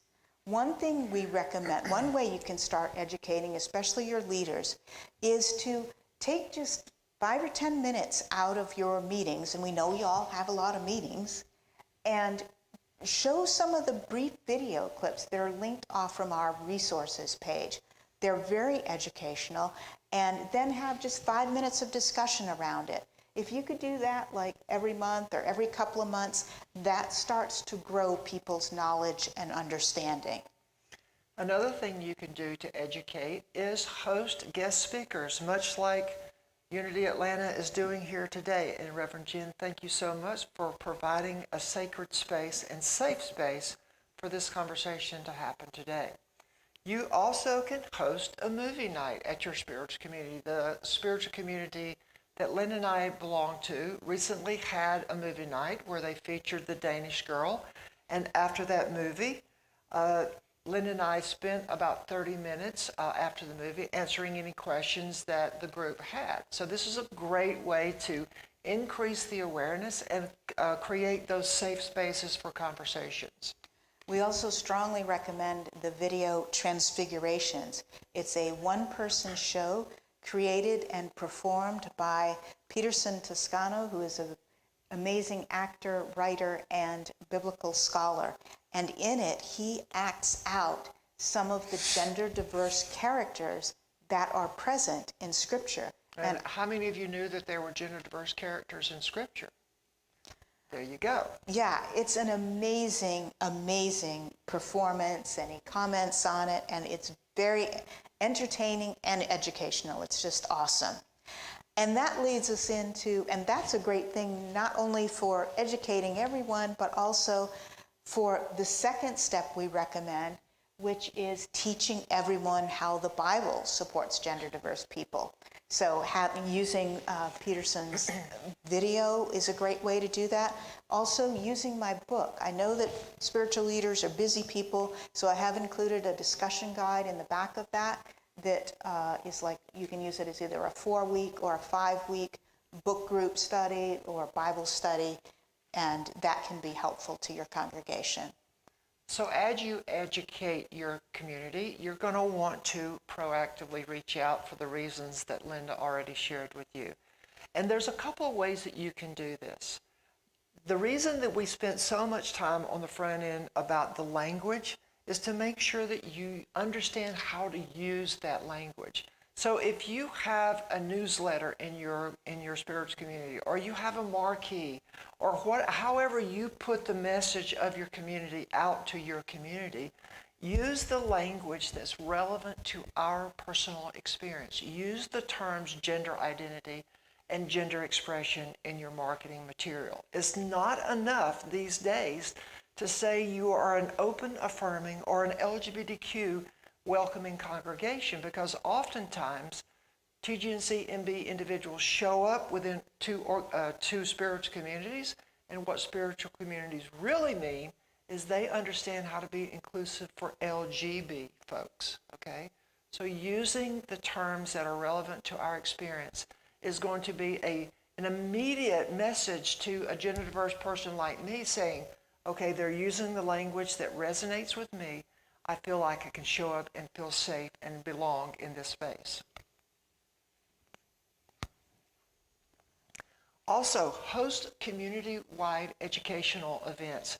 This is a great way to build a relationship with organizations that are trans-led within your community. And again, when the community, the TGNC MB community, sees that you're hosting these events, they're going to stand up and take notice, and they're going to say, this is a place where I can show up. Another way that you can proactively reach out is by providing meeting space, perhaps free meeting space for non-binary and trans-related groups. There's many organizations like, there may be a local community trans and non-binary support group or a PFLAG organization. You can learn what that is if you're not sure on the children's part of the resources page. Anyways, providing meeting spaces for these groups, because as you know, once a person has been in your building once and found their way to it, they're much more likely to come back again. And as you proactively reach out, making sure that you're creating a welcoming environment when they do start coming through your doors. And the first thing that you can do is understand how to navigate this conversation around pronouns. Today, I just want to let you know, you can never make an assumption about a person's pronouns by looking at their gender expression, their vocal register, even their name, right? So how do we navigate this conversation around pronouns in a respectful way? Well, we share a very simple technique with our audiences, and it goes something like this. You simply introduce yourself. You say, hi, my name is Gabrielle, and my pronouns are she, her, and hers. How about you? What the how about you does is it sends a message to the person that you're communicating with that, one, you understand the importance of pronouns and that you want to connect with them in a respectful way, and two, that you're not placing the burden on them to educate you on the importance of pronouns. Now, I have to confess, the very first time I did this, it felt rather awkward. because, for all of us as humans, the first time we do anything, it can be a little uncomfortable.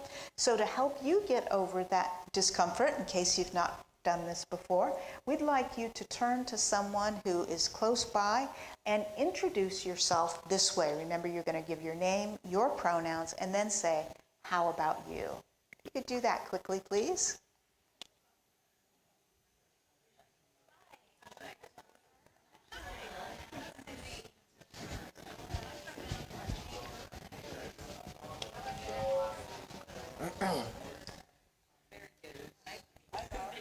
My mic is on, so I'm going to let you talk.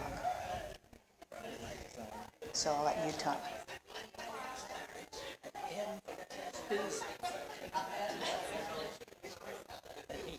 Mm-hmm.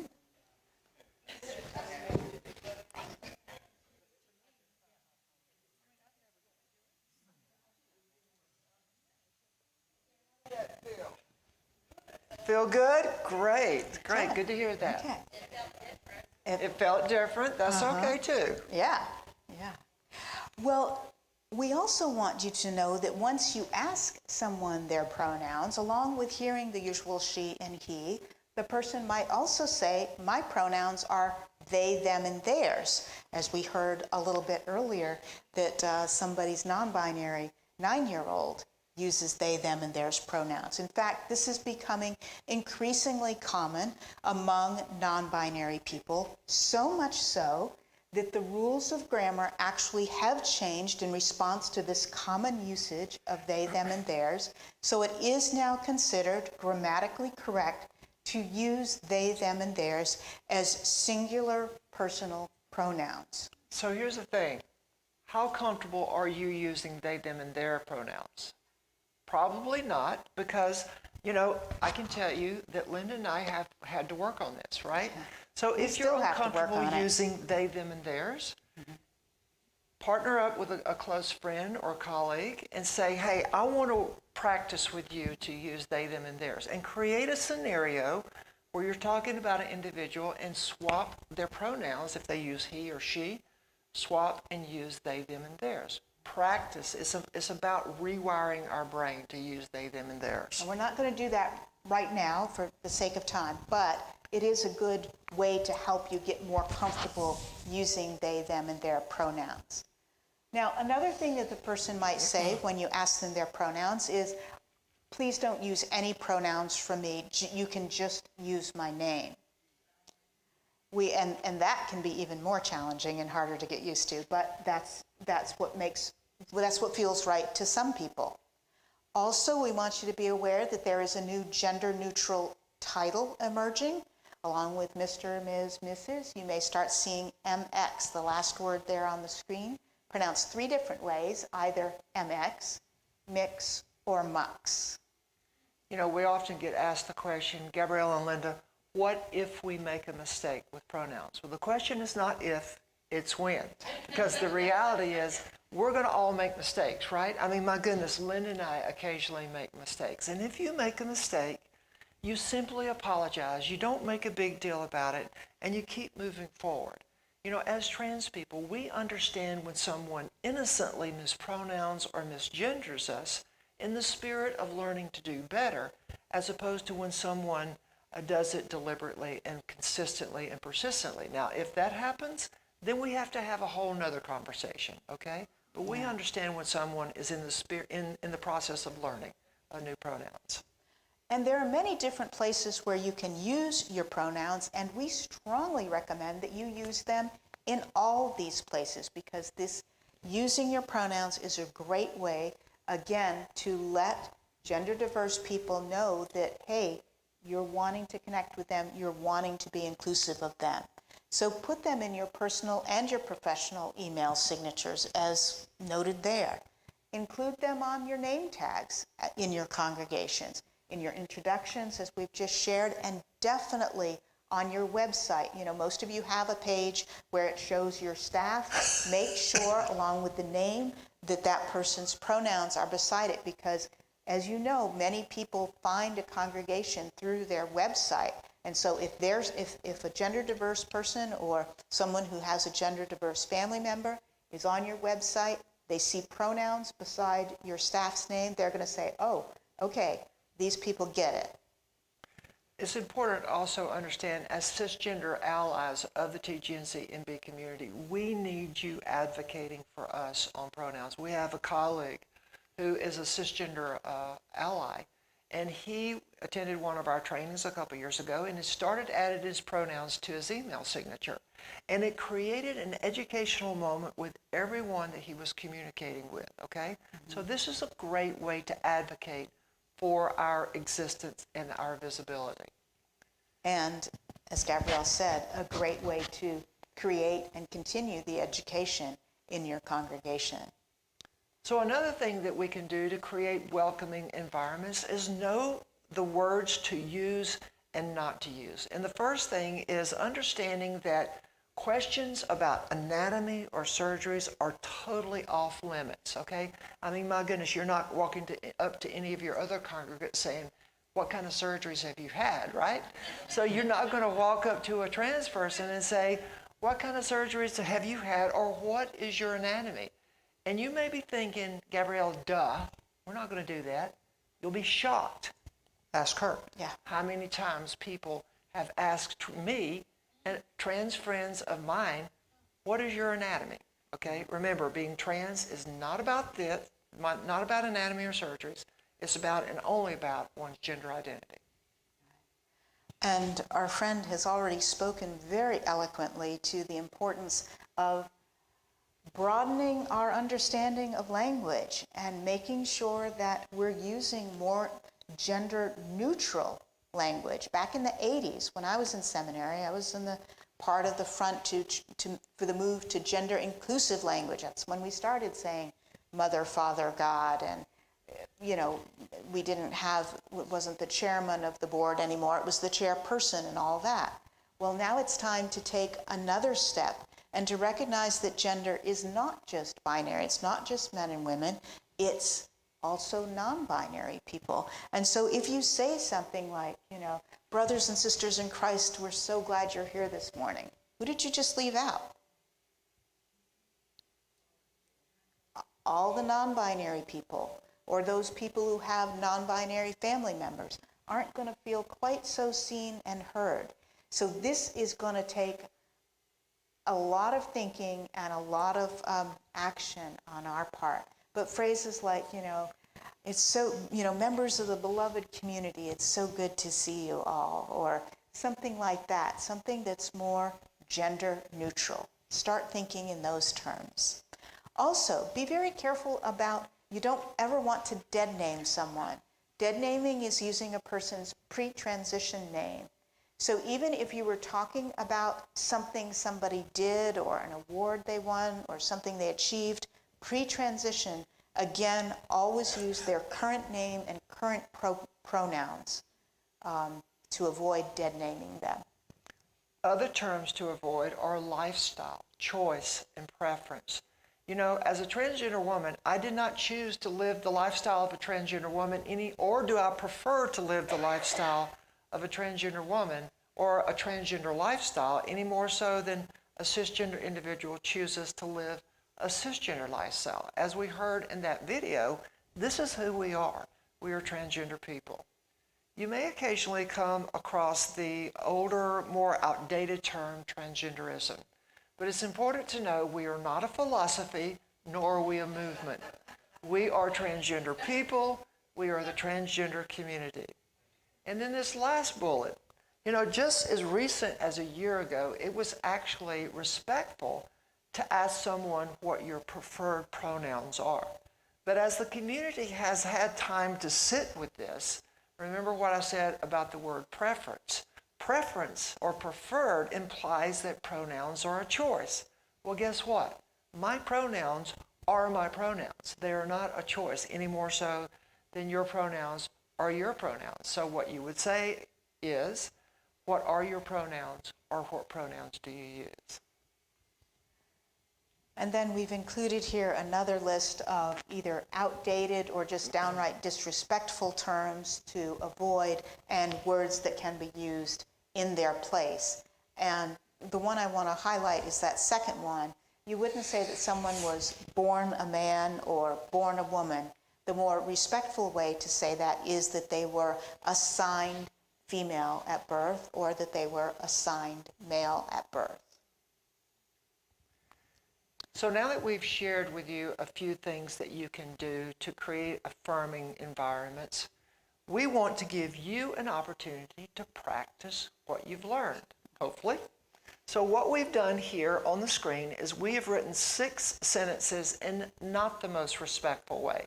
We want to give you an opportunity to rewrite these sentences based on what you've learned in a more respectful way, understanding that there may not be just one correct answer. So what we're going to do is we want to divide the room right here. So this half of the room, you're going to take the first 3 sentences, this half of the room, the bottom 3 sentences. And for those joining online, feel free to enter your comment or answer in the chat box, and we'll track those as well. So y'all take a couple minutes to do that. And you're welcome to, if you collaborate with your if you want to neighbor. pair up with somebody Yeah. to discuss it and make sure you're, kind of running ideas by each other, you're welcome to do that here in the room.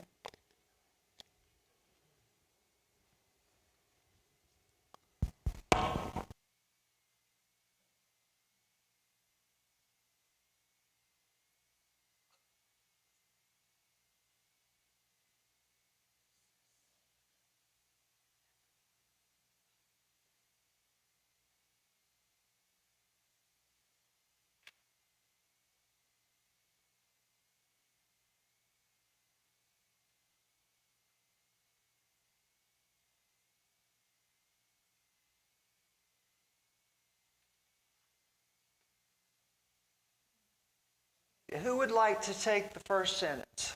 But I think we assigned that to this side of the room, did we? This side of the room over here. Anybody want to take a stab? This is a safe space, okay?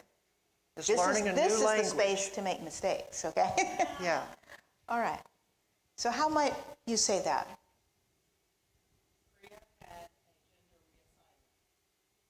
Okay, remember the term, the most respectful way to use the term about surgeries. What was the most respectful term? Gender affirmation, right? So Priya had gender affirmation surgery, right? Yeah, Gender affirmation surgery, surgeries. right? This may not sound Linda. pleasant, Oh, I'm sorry. but I remember it is because it's changed so much. The acronym is GAS. GAS. The person had gas. Anyways, it helps me to remember it. That's all I'm saying. So another way you can answer this question is, it's none of your business, Yeah, that's a perfect way right? to do it. Why are we having this conversation? Yeah, yeah. Okay, second sentence. Again, this side of the room, or has anybody chimed in from online in regards to that second sentence? Not so far. Okay. Anybody? What? Oscar is what? Oscar is a man? Oscar is a man? What would be another respectful way? That's perfect. Oscar is a man. Oscar is a trans man. Yep. Perfect. It's just that transgendered. You don't want to use it as an adverb. Great. Good How job. about the third sentence? Keisha is a real woman. Keisha is a woman, right? How about if you wanted to use the more respectful way of saying real woman? How would you say that? She's a cisgender woman, or she is a transgender woman. A transgender woman is a woman. Is also a real woman. Yeah. Okay. How about This side of the room now. Okay, hold a minute. Are we still on this question? I don't know. Yeah, we're I'm still not. on this. How about? Apparently. Okay, all right. We're moving on. Okay. How about we want to be respectful of transgenders, this side of the room? Transgender people? Uh-huh. Exactly. What else? There you go. But if you wanted to specifically reference transgender people, what would be another way? We want to be respectful of transgender people. We want to be respectful of the trans community. And was that what was said over here too? Very good. Great. Yeah. That would be another option. Wonderful.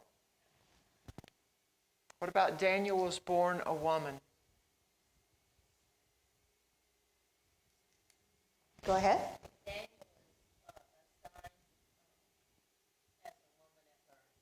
That's right. Right. Signed female at birth. Good. Good job. Yeah. All right. And, okay, now we didn't go over this one, so we're going to see how you can transfer your knowledge now. It's one of the things I learned in education, okay? Taylor is a non-binary. Instead, you would say... A non-binary person. Yes. Okay. And also you could say... What? Identifies as non-binary. And also Taylor is non-binary. So all of those, again, you don't want to use it as a noun. You want to use the word as an adjective to describe the person. Good job, y'all. Very good. Very All good. right. Thank Yeah, y'all for honestly- leaning in with us on that. Yeah, honestly, if you can get the language right, you've done a lot. You know, you really have.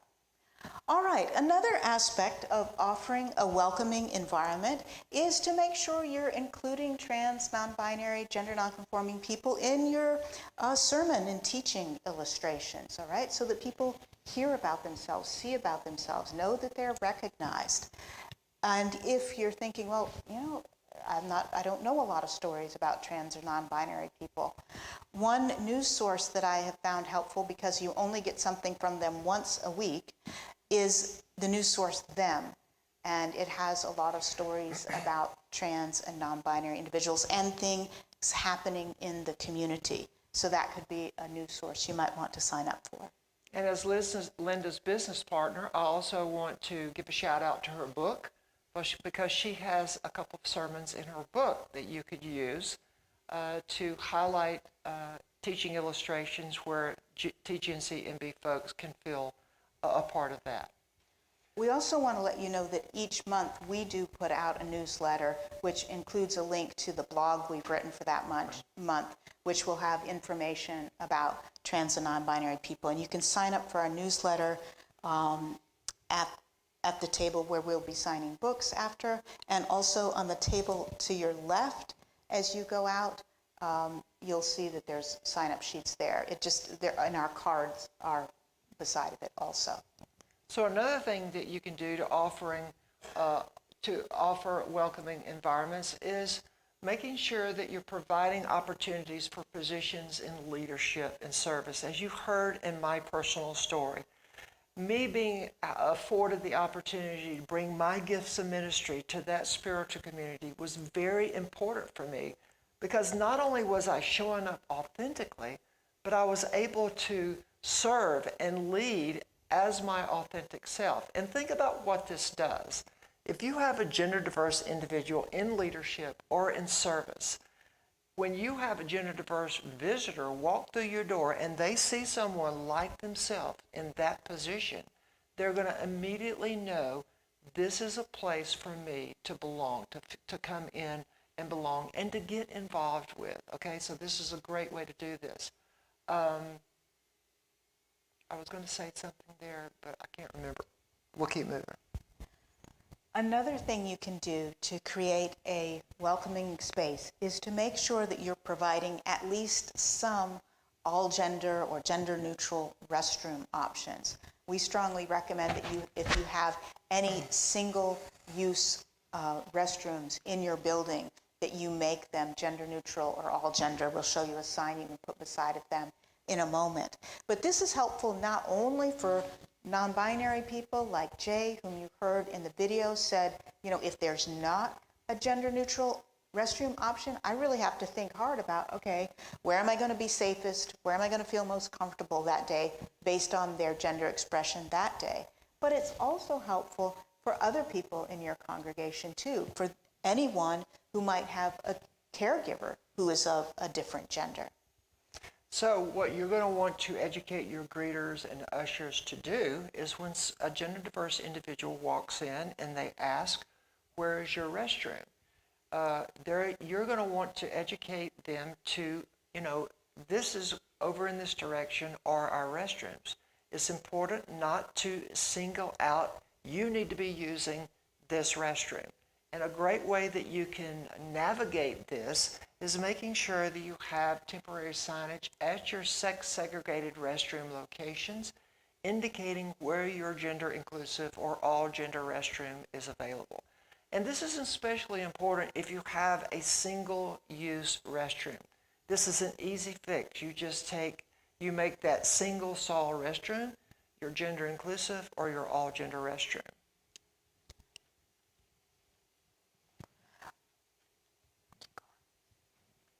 So another thing that you can do to create a welcoming environment is engage in conversations. And I'm so grateful that each of you have felt comfortable coming up to me and approaching me and having a conversation. Because guess what? I am so much more than just being trans, right? In fact, if you sit down across the table from me, you're going to find out that we have so much more in common than not, right? So feel comfortable engaging with your gender diverse congregants, because that is a huge way and an immediate and very low-hanging fruit way of making them feel like they're comfortable and that they belong in your space. And remember from Gabrielle's story, you don't have to have a whole hour-long conversation with the person. For Gabrielle, just the pastor coming up at the end of the service and saying, hey, hi, what's your name?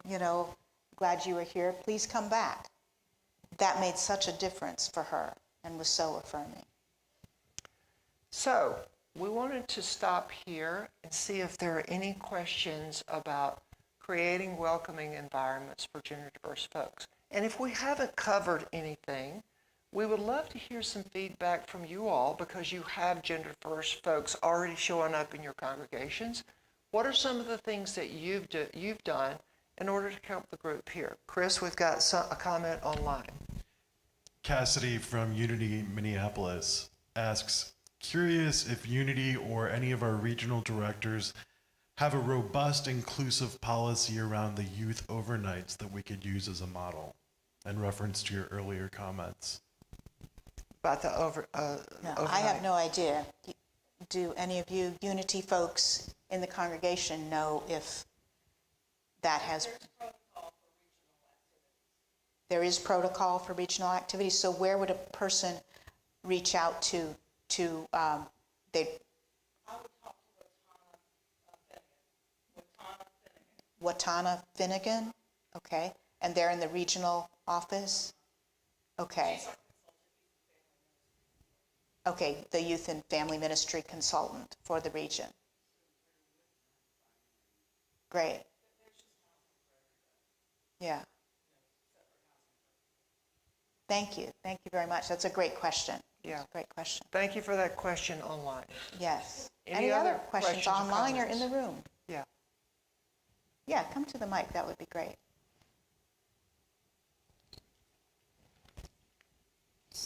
So, Gabrielle, I have a question, and if this is not an appropriate question, please educate me. Okay. Okay. So, we do have some gender diverse people in our congregation. Right. And so, is it appropriate to recognize that they're gender diverse, or is it appropriate to just recognize them how they show up? Like if somebody, do you want people to know that you're a trans woman, or do you just want people to know you're a woman? You see my question? Do we recognize it, or do we not recognize it? That's a great question, Pam. And I wanted to invite y'all to think back to that video that we shared with you, NCTE video, because one of the questions was, how can we best support you? And if you remember, Grace, the trans woman of color, when she was asked that question, she said, the best way to support me is to follow my lead, okay? And a lot of times, following an individual lead is not calling them out. In fact, we strongly suggest that you avoid outing someone in your congregation because they may not feel comfortable being outed.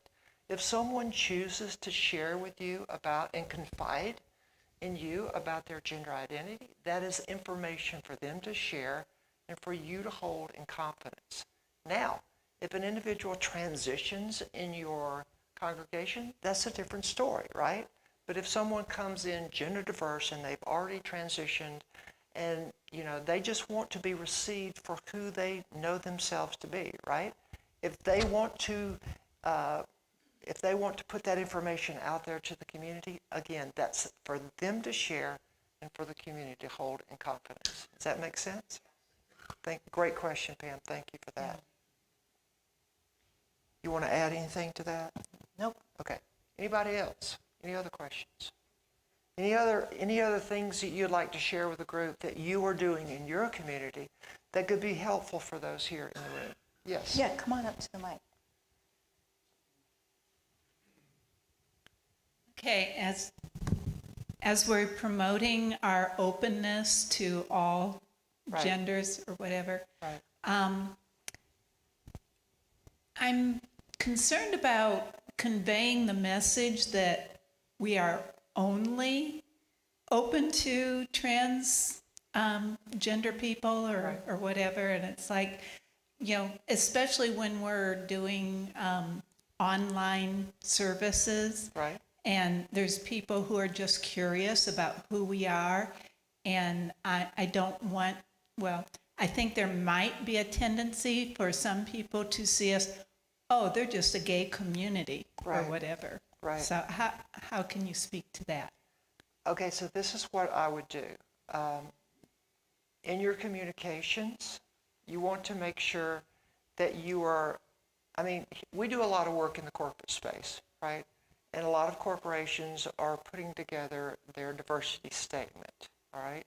So when you, as a spiritual community, are communicating to your congregates who is welcome in the space, like we said earlier, it's not enough to say LGBTQ. It's more important to start using the language that resonates with all of us. So you can use terms like, regardless of your gender identity, your sexual orientation, Gender expression. Gender expression, age, ethnicity, Abilities. Use abilities, right. Use those terms to encapsulate all individuals who may be showing up in your community. And that way you're not singling out TGNC NB folks. You're including them, but you're including them in a way that they will recognize immediately that this is a safe space for me, okay?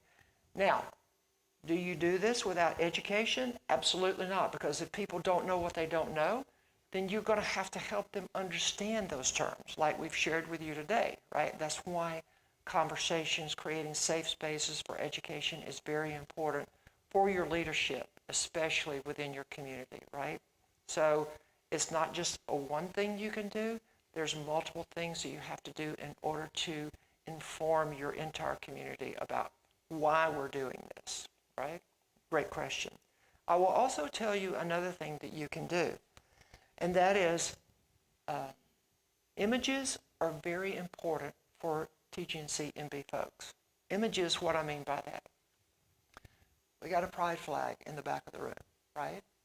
Just because I walk in, now while I walk in and I love seeing the pride flag, right? Another step that can be taken is you can have a trans flag or a non-binary flag here, okay? Or a more inclusive pride flag. Or a more inclusive pride flag, yeah. right? There are other pride flags. The pride flag has evolved over time, right? So making sure that, again, in your messaging, in your website, showing images that resonate with our personal experience go a long way in saying, okay, I know that, they're not going to be showing colors of the trans flag or the non-binary flag or the more inclusive pride flag unless they understand why they're doing that, right? So that's another thing that you can do as a spiritual community. Any other comments, questions? Gabrielle, do we have your permission to copy this? Yeah, This and hand it out to our people to help educate? absolutely. that is a free resource. Absolutely. And you will be getting it is 3:30, so we want to be respectful of your time. You will be getting, for everybody who registered, we assume that somebody has an email list of people who registered, so we will get a copy of the slide deck or PDF of the slide deck to that person so that they can send it out to everybody who registered for this continuing education event. And meanwhile, thank you so much we do want to just remind you that you can go to the resources page on our website, and you can find just tons more information there. But we've tried to keep it so it's not too overwhelming.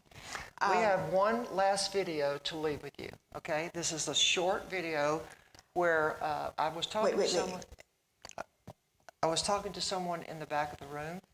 Just give me a minute. Okay. Someone in the back of the room, and the first time that they had exposure to a non-binary individual was Asia Kate Dillon of Billions. Anybody seen the show Billions? I love that show. Yes. Okay. Taylor. Yes. Yeah. So we're going to show you just a few minutes of the. Can we? A few minutes of this. 3 minutes. It's a 3 minute. Okay. So if we need to stop, I tell you what, it's on our website. It's on the resources page. Go to info about being trans or non-binary. Hi, welcome. It's very nice to meet you. And you will find this. You will find that video linked off from there. But I think we're going to have some music to play us out. Our books are available. We'll be happy to sign them. Thank you. Thank you. Yeah, let's have a big hand for Reverend Linda and Gabrielle. Thank you so much for being with us today. I learned a lot. I hope you did too. Reverend Jen, did you want to say anything? We're so grateful to Gabrielle and Linda for helping us learn new language that helps us continue to know the Christ presence and that divine expression of God that is within each and every one. We're grateful to Reverend Charlene for calling us to expand our consciousness about our ethics and how we show up in our leadership as spiritual leaders. And we're so grateful to be together in this building, and for all of you who've been tuning in with us. We know from this experience, this is the very first hybrid UMMAS leadership we've done, but we know that we are adaptable, we can change, and we can transform. And so we're grateful for each and every one who's participated in that with us. So before we head out for the rest of our day, Dale's going to bring us out with a song and a prayer. So if you would, let's turn within once more. I invite you to take a deep breath and maybe just roll your shoulders around a little bit, or even stand up and move around a little bit. We've been sitting a lot today. I did a workshop with Linda Martella-Whitsett this week, and she talked about how movement is a prayer. We don't want to leave our body out. We are body, mind, heart, soul. We're all those things. So a lot of times before I pray, I just roll my shoulders and neck around, and then I take a deep, full breath and turn within and just feel the aliveness in our bodies and feel our every cell respond to this touch of life that is the presence of God. God is everywhere present all the time. God is the space between your thoughts, between the beat of our heart. God is the space in every atom of our body. God is the space in this room right now that has supported us through today and yesterday evening. And God is the space inside your car as you drive away today. God is the sky and the sun that surrounds you when you walk outside the building.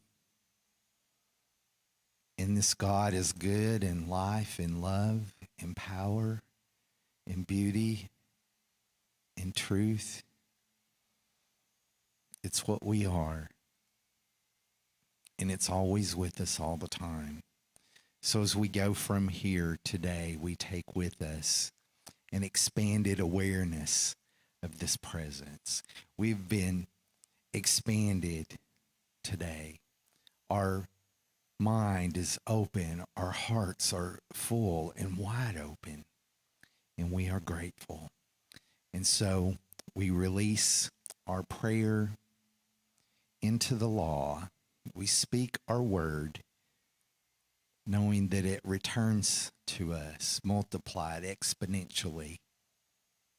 For this is the law, and it is so, and so it is. Amen.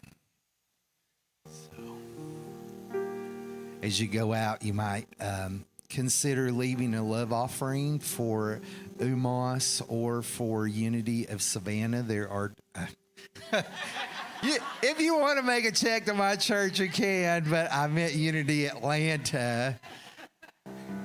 There's 2 baskets on the table as you go out. Or you could just put my name on the check, too, if you felt like it. We're just open and ready to receive. You can pick somebody out in here and write them a check. Just give. The universe doesn't care, right? So I got another song, and God bless you. Have a safe drive home.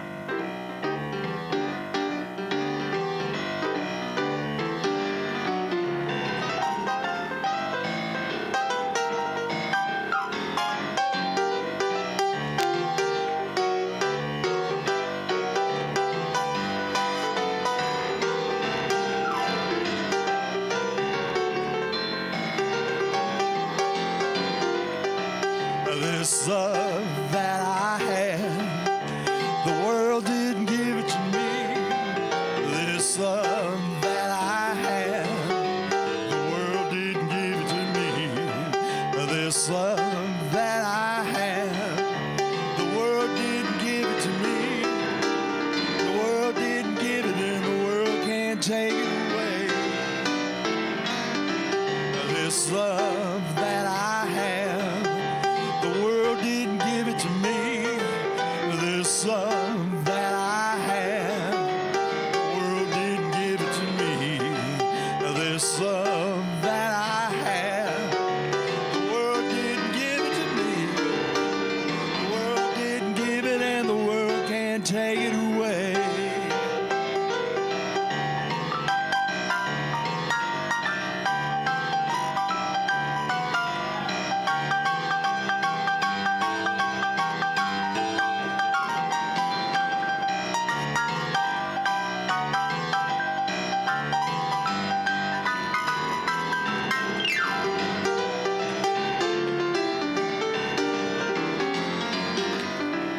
This peace that I have, the world didn't give it to me. I said this peace that I have, the world didn't give it to me.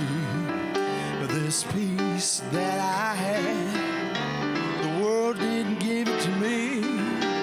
The world didn't give it, and the world can't take it away.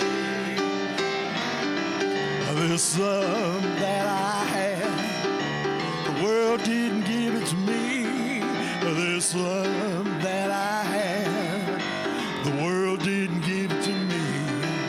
This love that I have, the world didn't give it to me. The world didn't give it, and the world can't take it away. I said the world didn't give it, and the world can't take it away. The world didn't give it, and the world can't take it away.